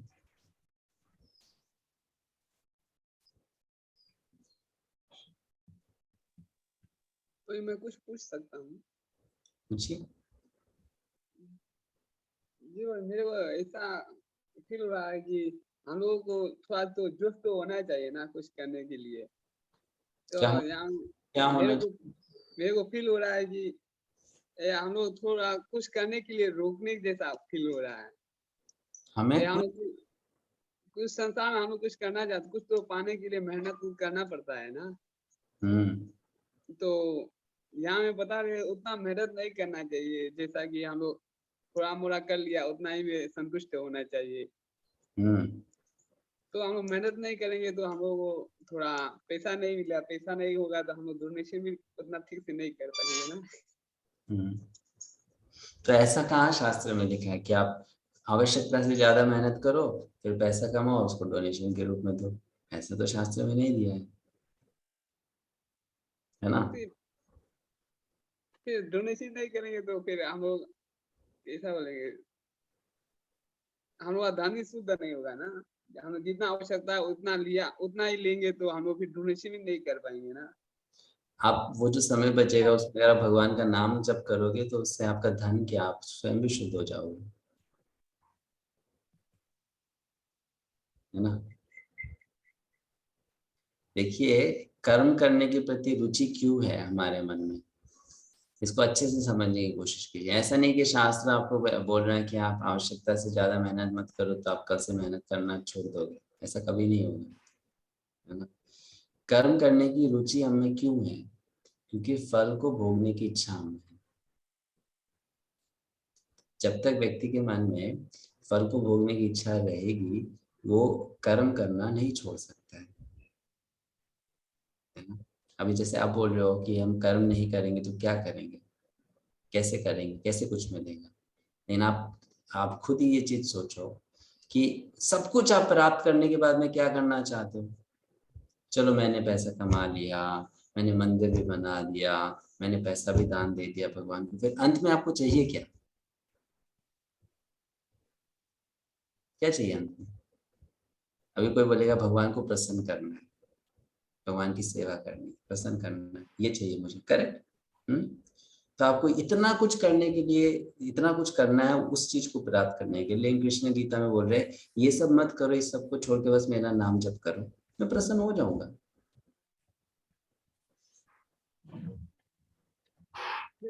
है ना। लेकिन हम वो नहीं कर सकते हैं, क्यों नहीं कर सकते हैं, क्योंकि अभी हमारा हृदय शुद्ध नहीं है।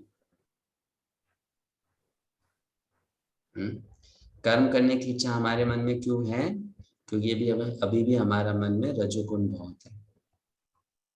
रजोगुण होने के कारण हम कर्म के लिए प्रेरित होते हैं, ऐसा करेंगे तो ये मिलेगा, वैसा करेंगे तो ये मिलेगा। अभी भी हमारा बुद्धि वैसा ही है और इसमें कुछ दोष नहीं है, हमारा स्वभाव ऐसा है, हम पिछले इतने जन्मों से वैसे ही कार्य करते हैं, है ना। तो जब आप इस प्रकार की चेतना में होते हो और फिर आप मेहनत करके भगवान की सेवा के लिए अपनी मेहनत से कमाया हुआ धन देते हो, अंत में इस चेतना का जब शुद्धिकरण हो जाएगा फिर आप उस चेतना में आ जाओगे कि मुझे अब ये सब नहीं करना है, मुझे बस बैठ के भगवान का नाम जप करना है ना। वो केवल ऐसे तुरंत नहीं आएगा, वो ऐसे ही आएगा जब हम सकाम कर्म की भावना से निष्काम कर्म की भावना की तरफ बढ़ने लग जाएंगे। तो पैसा देना क्यों जरूरी है? पैसा देना इसलिए जरूरी है कि भगवान को हमारे पैसा चाहिए। कुछ प्रभुपाद जी के किताब वगैरह निकालने के लिए। प्रभुपाद जी की किताब वितरण क्यों करना है? अगर प्रभुपाद जी का किताब पढ़ के आप भक्त नहीं बने तो जिनको बांट रहे हो वो क्या करेंगे भक्त बनकर? हाँ, प्रभुपाद जी पुस्तक बांटने के लिए लिखे या हम लोग को भक्त बनाने के लिए लिखे? है ना? तो हम भक्त बनेंगे तो दूसरा भी बन जाएगा। अभी हम पुस्तक बांटने के लिए पैसा कमाएंगे और खुद पुस्तक पढ़ेंगे नहीं, उसके लिए हमारे पास टाइम नहीं है, हम भक्त बनेंगे नहीं। तो जिसको हम बांटेंगे वो भी यही सोचेगा कि मैं भी फिर पुस्तक बांटता हूँ, मैं पढ़ता नहीं हूँ इसको, है ना? इसलिए भगवान का सेवा पैसा देकर जो होता है वो सेवा करना, ऐसा नहीं कि वो सेवा हम नहीं करेंगे तो भगवान का प्रचार का कार्य बंद हो जाएगा। वो सेवा हम इसलिए कर रहे हैं क्योंकि हमारा भी स्वभाव ही ऐसा है कि हमको पैसा कमाना अच्छा लगता है ना? ये बात हमको बहुत अच्छे से समझना चाहिए। ये हमारा मजबूरी है, हमारा कमजोरी है, ऐसा नहीं कि भगवान को उसका आवश्यकता है। भगवान सबसे ज्यादा संतुष्ट तो तब होंगे जब हम ये सब कुछ न करके केवल भगवान का नाम जप करें। उससे ज्यादा भगवान को कोई चीज से संतुष्टि नहीं होने वाला, है ना? कृष्णा को, प्रभुपाद जी को हमारा पैसा नहीं चाहिए, बिल्कुल भी नहीं चाहिए। वो तो हमको इसलिए बोला जाता है कि आप धन दीजिए, क्योंकि हम भगवान की सेवा में वो धन नहीं लगाएंगे तो इंद्र तृप्ति में लगा देंगे। हमको बचाने के लिए बोला जाता है। ऐसा नहीं कि प्रभुपाद जी का संस्था नहीं चलेगा, पैसा नहीं होगा तो हमारे द्वारा, ऐसा कभी भी नहीं सोचना चाहिए। उनका संस्था चलेगा, आराम से चलेगा। हम नहीं देंगे तो कोई और देगा, रुक जाएगा। ऐसा था ना, हम नहीं देंगे तो रुक जाएगा, है ना? नहीं, तो वो पैसा हमको देने के लिए क्यों बोला जाता है? क्योंकि अगर हम उस धन को भगवान की सेवा में नहीं लगाएंगे तो उसको कहीं ना कहीं और तो लगाएंगे, है ना? कहीं और लगाएंगे मतलब इंद्र तृप्ति करेंगे। इंद्र तृप्ति करेंगे तो उसका पाप लगेगा, फिर से हमको मनुष्य जन्म या दूसरा जन्म लेना पड़ेगा। तो हमको बचाने के लिए बोला जाता है कि भगवान की सेवा में पैसा लगाओ जो एक्स्ट्रा है अपने पास में। इसका मतलब ये नहीं कि भगवान को पैसे की जरूरत है। अगर हम पैसा नहीं देंगे तो कृष्ण लक्ष्मीपति है, संस्था भी चलेगी, भक्ति का प्रचार भी होगा, सब कुछ होगा। वो तो हमारे शुद्धिकरण के लिए हमको बोला जाता है कि चलो तुम्हारे पास पैसा है, पैसा दे दो भगवान की सेवा में, हमें बचाने दो। इसलिए एक भक्त को समझना चाहिए इस बात का कि अगर आपके पास में पैसे नहीं है, आप निर्धन हो, लेकिन आप भगवान का नाम जप करते हो, 32 माला जप करते हो, और आप भगवान के ग्रंथ को पढ़ते हो, भगवान के बारे में सुनते हो, दूसरों को बताते हो, और कोई दूसरा व्यक्ति उसके उसमें बहुत पैसा है, नहीं उसके पास में भगवान का नाम जप करने का समय नहीं है, और वो समझ लो भगवान की सेवा में लाखों रुपए देता है, उसके पास में करोड़ों है, वो लाखों रुपए भगवान की सेवा में देता है, नहीं उसके पास में भगवान नाम जप करने का समय नहीं है। इन दोनों भक्तों की भक्ति को अगर देखा जाए तो भगवान को वो भक्त ज्यादा प्रिय होगा जो पैसा कम देता है लेकिन नाम जप ज्यादा करता है ना? वो नहीं जो पैसा देता है, क्योंकि जो पैसा देता है वो कितना दे रहा है भाई? 10 करोड़ है तो उसमें से 1 लाख दे रहे हैं, 5 लाख दे रहे हैं, हरी वो कितना दे रहा है ना? लेकिन जिसके पास में कुछ नहीं है वो अपना सब कुछ समय दे रहा है, शक्ति दे रहा है, तो भगवान उसकी भक्ति को ज्यादा प्रिय मानते हैं। इसलिए डेविडो को कभी ये नहीं सोचना चाहिए कि हम पैसा कमाएंगे फिर भगवान को दान देंगे फिर हम बड़े भक्त बन जाएंगे, ना, है ना? वो भक्ति का ऊंचा स्तर नहीं है, ऊंचा स्तर नहीं है। अगर आपको सच में भगवान की सेवा के लिए पैसा देना है ना, तो आप क्या करो, अच्छे प्रचारक बन जाओ, ऐसे 10 बड़े धनी लोगों को पकड़ो, उनको भक्त बनाओ और उनको बुलाओ अपना पैसा भगवान की सेवा में दो, वो करना बेटर होगा। जैसे एक बार एक डिवोटी थे मायापुर में, प्रभुपाद जी बोले, प्रभुपाद जी मैं मायापुर छोड़ के कलकत्ता जाना चाहता हूँ। प्रभुपाद जी बोला क्यों? मैंने वहाँ मेडिकल कॉलेज में एडमिशन लेकर मैं मेडिकल पढ़ाई करूंगा, डॉक्टर बन जाऊंगा। प्रभुपाद जी ने डॉक्टर क्यों बनना है? प्रभुपाद जी मैं डॉक्टर बन के फिर मायापुर आऊंगा और यहाँ पे जितने भी भक्त बीमार है ना उनका मैं ट्रीटमेंट करूंगा, उनकी सेवा करूंगा। तो मैं भक्तों की सेवा करने के लिए डॉक्टर बनना चाहता हूँ, ठीक है, पैसा कमाने के लिए नहीं। भक्त लोग हमेशा बीमार रहते हैं, उनका पेट खराब रहता है, सिर दर्द होता रहता है ना, तो इसलिए उनकी हेल्थ को ठीक करने के लिए मैं डॉक्टर बनना चाहता हूँ। तो प्रभुपाद जी ने कहा मैं तुम्हें बेटर आइडिया देता हूँ। बोले क्या प्रभुपाद जी? बोले तुम कलकत्ता जाओ, 5 डॉक्टर को प्रचार करो और उनको बैंगलोर लेकर आ जाओ, उनको भक्त बना लो, वो भक्तों का इलाज करेंगे, तुम डॉक्टर मत बनो। 5 डॉक्टर को प्रचार करो। तो वैसे अगर आपको भगवान की सेवा के लिए धन चाहिए तो आप बड़े धनी लोगों को प्रचार कीजिए और उनको बोलिए आपके पास में बहुत पैसा है, आप भगवान की सेवा में लगाओ। उसके लिए आप गधा मत बन जाओ, है ना, मेहनत करते करते, ठीक है। तो भगवान की भक्ति में साधना करके भक्ति करना भगवान की सेवा में पैसा देने से ज्यादा इम्पोर्टेंट है। इस बात को समझना चाहिए।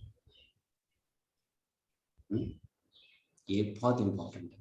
आप भगवान की भक्ति कर पा रहे हो, पैसा नहीं दे पा रहे सेवा में, कोई बात नहीं। प्रभुपाद जी को हमारे लिए हमसे पैसा नहीं चाहिए। पैसा देने का सेवा उन लोगों के लिए है जो साधना नहीं कर पाते हैं, जो नाम जप नहीं कर पाते, जो भागवत नहीं पढ़ पाते, जो भक्तों की सेवा नहीं कर पाते, उनके लिए है वो। ये गीता में हमने पढ़ा ही तो है, आप लोग शायद ध्यान नहीं दिए। चैप्टर 4 में वहाँ पे 2 प्रकार के यज्ञ की बात आई, द्रव्य यज्ञ और ज्ञान यज्ञ, है ना। द्रव्य यज्ञ मतलब भगवान की सेवा में वस्तु को देना, ज्ञान यज्ञ मतलब स्वयं को भगवान की सेवा में लगा देना। तो कृष्ण कहते हैं इन दोनों में से बेटर कौन सा है? ज्ञान यज्ञ। वो इम्पोर्टेंट है। अभी मैं दूसरा उदाहरण देता हूँ। अभी हमें से कोई सोच सकता है कि ये भक्ति शास्त्री क्लास 2 घंटा होती है, 2 घंटा में हम दुकान में ड्यूटी करेंगे तो पैसे कमाएंगे, है ना, फिर उस पैसा को भगवान की सेवा में लगाएंगे डोनेशन देकर, तो हमको लग सकता है वो सेवा ज़्यादा अच्छा होगा। लेकिन जो हम गीता में अभी भगवान के शब्दों को सुन रहे हैं, जो डिस्कस कर रहे हैं, समझने की कोशिश कर रहे हैं, ये सेवा भगवान की सेवा के लिए पैसे देने से भी बेटर सेवा है। क्योंकि आप अपने मन को भगवान में लगा रहे। जब हम पैसा देते तो केवल अपना पैसा भगवान की सेवा में लगा रहे, यहाँ पर हम अपने मन को भगवान की सेवा में लगाने की कोशिश कर रहे। बेटर है ना। ऐसा नहीं है मेहनत मत कीजिए, कीजिए, हमारा स्वभाव है तो हम करेंगे ही, लेकिन उस स्वभाव को बदलने के लिए मेहनत कीजिए, मतलब शुद्ध करने के लिए मेहनत कीजिए। आजकल एक्चुअली आप जो बोल रहे हो ना, ये बहुत कॉमन अंडरस्टैंडिंग हो गया है इवन इस्कॉन में। जब लोग इस्कॉन में बड़े बड़े धनी लोगों को देखते हैं और देखते हैं कि लोग उनका बहुत सम्मान करते हैं और वो इतना धन देते हैं भगवान की सेवा में, उनका नाम होता है, उनका नाम अनाउंस किया जाता है, उनको पुरस्कार दिया जाता है, ये देखो इसने इतना पैसा दिया, इसने इतना पैसा दिया, इसने मंदिर बनाने के लिए इतनी सहायता की, तो हमको लगता है कि ये सब सेवा करना बहुत बड़ी सेवा है। और भगवान का नाम जप करना, प्रभुपाद जी की पुस्तकों को पढ़ना, भगवान की डिटीज की सेवा करना, भक्तों की सेवा करना, ये छोटी सेवा है, क्योंकि ये सब सेवा करने से आपका तो कभी नाम अनाउंस होगा नहीं, है ना, कि इसने कल 16 माला जप किया था, कोई नहीं अनाउंस करने वाला, लेकिन ये इसने 20 माला जप किया था। तो हमको लगता है कि बड़ी बड़ी चीज करने से बड़ी सेवा हो जाती है, लेकिन ऐसा बिल्कुल भी नहीं, ऐसा बिल्कुल भी नहीं। तो साधना भक्ति करने से भगवान बहुत संतुष्ट होते हैं, प्रसन्न होते हैं। इसलिए साधना के लिए पहले समय निकालो, उसके बाद में समय बच गया तो फिर एक्स्ट्रा कुछ करना है तो करो, चाहे भगवान का मंदिर बनाना हो, प्रचार करना हो, पुस्तक छापना हो, पुस्तक बांटना हो, सब कुछ, लेकिन उससे पहले अपना खुद का अच्छा साधना, उसके लिए समय निकालना बेस्ट सेवा। आगे पढ़ेंगे नेक्स्ट पैराग्राफ। कौन पढ़ेंगे? आधुनिक समाज में श्रमिकों तथा पूंजीपतियों में सदैव, ये वाला पैराग्राफ।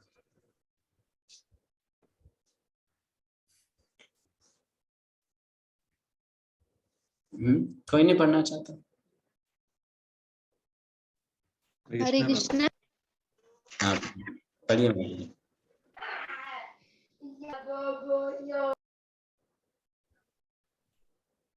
आपका आवाज नहीं आ रहा है।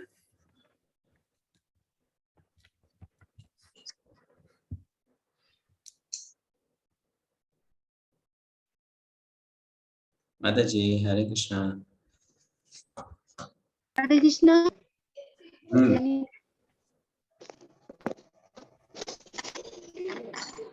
हेलो। हरे बोल सुन रहे हैं माता जी, पढ़िए ना आप।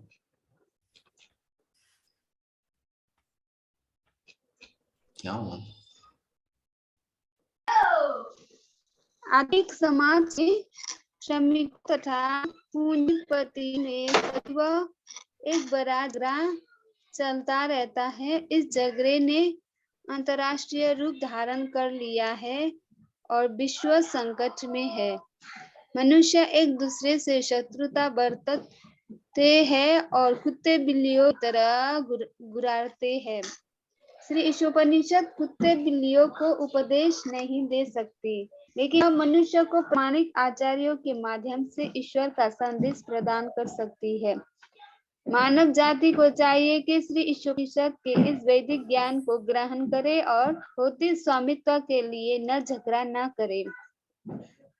मनुष्य को भगवान की कृपा से जो भी सुविधाएं प्राप्त हुई है उन्हीं से संतुष्ट रहना चाहिए।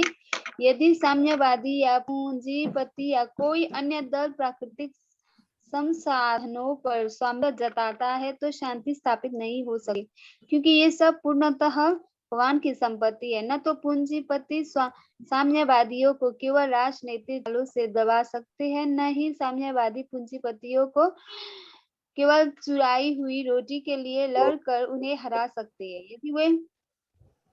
यदि वे पूर्ण पुरुषों भगवान के स्वामित्व स्वीकार ही करते, वह सारी संपत्ति जिसे वे अपनी होने का दावा करते हैं चुराई हुई है। फलस्वरूप उन्हें प्रकृति के नियमों के द्वारा दंडित होना पड़ेगा।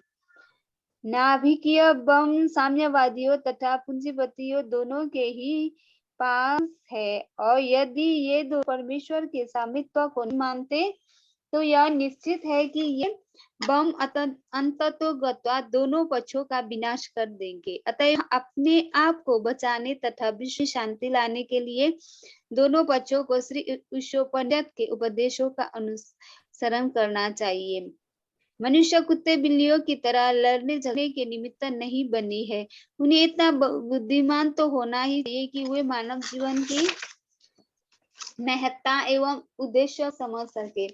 वैदिक साहित्य मानव समाज के लिए है, न कि कुत्ते बिल्लियों के लिए। कुत्ते बिल्लियां आप भोजन के लिए किसी आपके भागी बने बिना अन्य पशुओं का वध कर सकते हैं, किंतु यदि कोई मनुष्य अपने अनियंत्रित स्वाद ग्रंथियों के तुष्टि के लिए किसी पशु का वध करता है तो वह प्रकृति के नियमों को तोड़ने के लिए उत्तरदायी होता है। फलस्वरूप उसे दंडित होना पड़ेगा। मनुष्य को जीवन मानव पशुओं पर लागू नहीं किया जा सकता। बाघ न तो चावल या गेहूं खाता है, न गाय दूध पीता है, क्योंकि उसके लिए पशु मांस के रूप भोजन नियत किया गया है। अनेक पशुओं तथा पंछियों में से कुछ तो शाकाहारी है और मांसाहारी, लेकिन इनमें कोई एक भी प्रकृति के नियमों का उल्लंघन नहीं करता, जो कि भगवान के इच्छा अनुसार बनी है।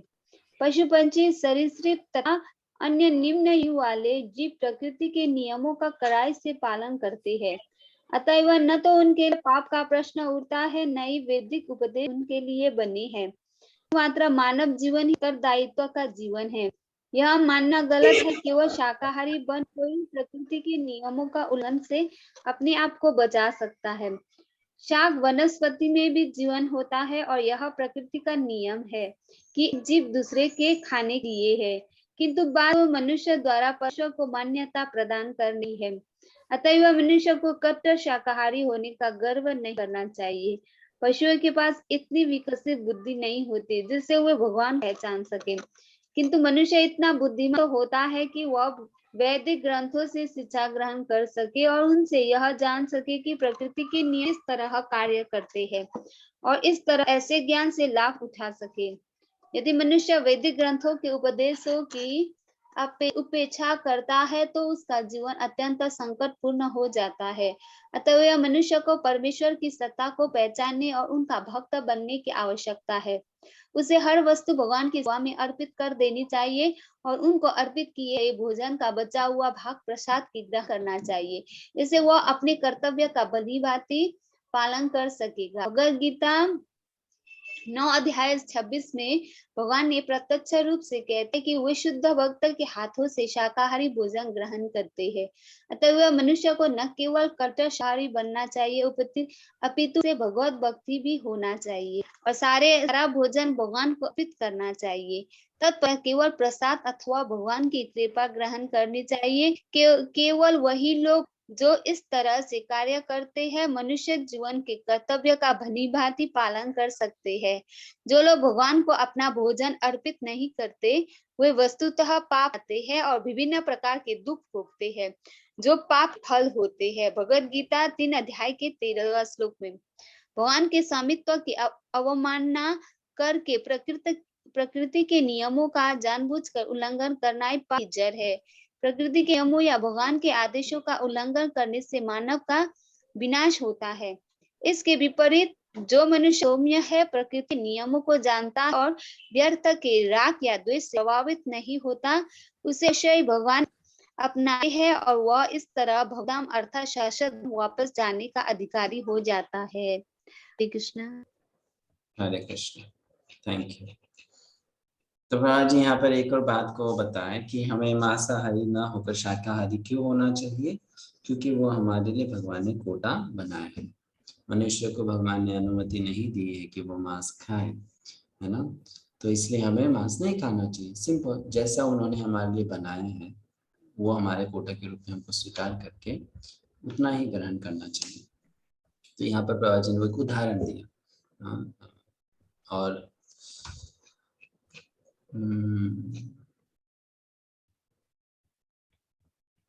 ठीक है, तो यहाँ समाप्त करेंगे। आप और कोई प्रश्न हो इससे संबंधित तो पूछिए। कल दूसरी क्लास जो रहेगी उसमें मंत्र 2 और 3 पर डिस्कस करेंगे। हरे कृष्ण रोहित जी। बोलो प्रभु। यहाँ बोला है कि हम लोग को जीवन शास्त्र अध्ययन करने के लिए मिला है। तो कोई लोग होते हैं शास्त्र अध्ययन करते हैं, भगवद गीता पढ़ते हैं, फिर भी वो लोग कुछ करते नहीं है। कुछ नहीं करते मतलब? कुछ नहीं करने का मतलब कि वो लोग, हम लोग उसे बोलते हैं करते, अपने आप खुद में प्रैक्टिकल रियल लाइफ में नहीं करते हैं। मतलब उसको अपने जीवन में अप्लाई नहीं करते, ऐसा बोल रहे हैं? जी। तो वो लोग शास्त्र अध्ययन किया हुआ बेकार हुआ है कि? बेकार हुआ ना, एक प्रकार से। पूरा लाभ नहीं मिलेगा उनको, पूरा लाभ नहीं मिलेगा, अधूरा लाभ मिलेगा, आधा लाभ मिलेगा।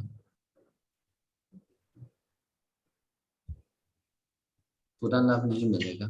ऐसा भी नहीं कि कुछ भी लाभ नहीं मिलेगा, लाभ तो मिलेगा ना। फॉर एग्जाम्पल, सिंपल सी बात है, आपने शास्त्र का अध्ययन करने के लिए समय निकाला, उस समय को अगर आप शास्त्र के अध्ययन में नहीं लगाते तो आप कोई और कार्य में लगाते। अगर वो कार्य पापमय कार्य होता तो एटलीस्ट आप उससे तो बच गए। नहीं बचे, बच गए ना। अभी वो आपने एक्टिविटी तो की, उसका पूरा लाभ आपने प्राप्त नहीं किया क्योंकि आपने उसको अप्लाई नहीं किया। इसका मतलब नहीं है कि आपको कुछ भी लाभ नहीं मिला। तो इसलिए कोई अगर भक्त है या कोई भी व्यक्ति है, वो शास्त्र का अध्ययन कर रहा है, अप्लाई नहीं कर रहा है, वो एटलीस्ट उन लोगों से बेटर है जो शास्त्र का अध्ययन नहीं कर रहे, है ना।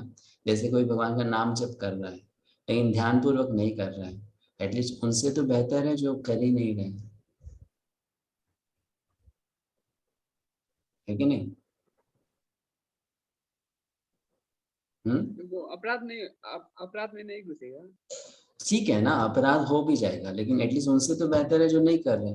वो अपराध का तो निवारण भी हो सकता है, व्यक्ति सुधर भी तो सकता है। इसका मतलब ये थोड़ा ना कि अगर आप 50% सही हो और 50% गलत हो तो आपको 0% सही हो जाना चाहिए, मतलब आपको 100% गलत बन जाना चाहिए, ऐसा थोड़ा ना। अगर हमसे कुछ गलती हो रही है तो उस गलती को सुधारना इम्पोर्टेंट है ना, ये थोड़ा ना कि उस कार्य को छोड़ देना है। मतलब अगर आप नाम जप कर रहे हो, नाम जप करने के समय अपराध होगा तो फिर क्या करेंगे? नाम जप छोड़ देंगे या अपराध को छोड़ देंगे? किसको छोड़ेंगे? अपराध को छोड़ेंगे, है ना। नाम जप तो नहीं छोड़ोगे ना। हाँ, वैसे शास्त्र अध्ययन कर रहे हैं लेकिन फॉलो नहीं कर रहे हैं, अप्लाई नहीं कर रहे, तो शास्त्र अध्ययन करना छोड़ दे। नहीं, कोई बुद्धिस्ट लोग किताब तो पढ़ते हैं, वो लोग सिर्फ बोलने के लिए पढ़ते हैं ना। ठीक है, वो बात दूसरी। हम आप बुद्धिस्ट की बात कर रहे हो, वो दूसरी चीज है। तो वो जो पढ़ते हैं तो वो तो शास्त्र भी नहीं है। अब जब शास्त्र की बात आती है तो प्रामाणिक ग्रंथ होगा तभी तो शास्त्र कहेंगे। कुछ भी होगा उसको शास्त्र थोड़ी ना कह देंगे। कोई भी धर्म का व्यक्ति कुछ भी पढ़ा है उसको शास्त्र थोड़ी ना बोल सकता। ठीक है। Thank you. और कोई प्रश्न किसी का?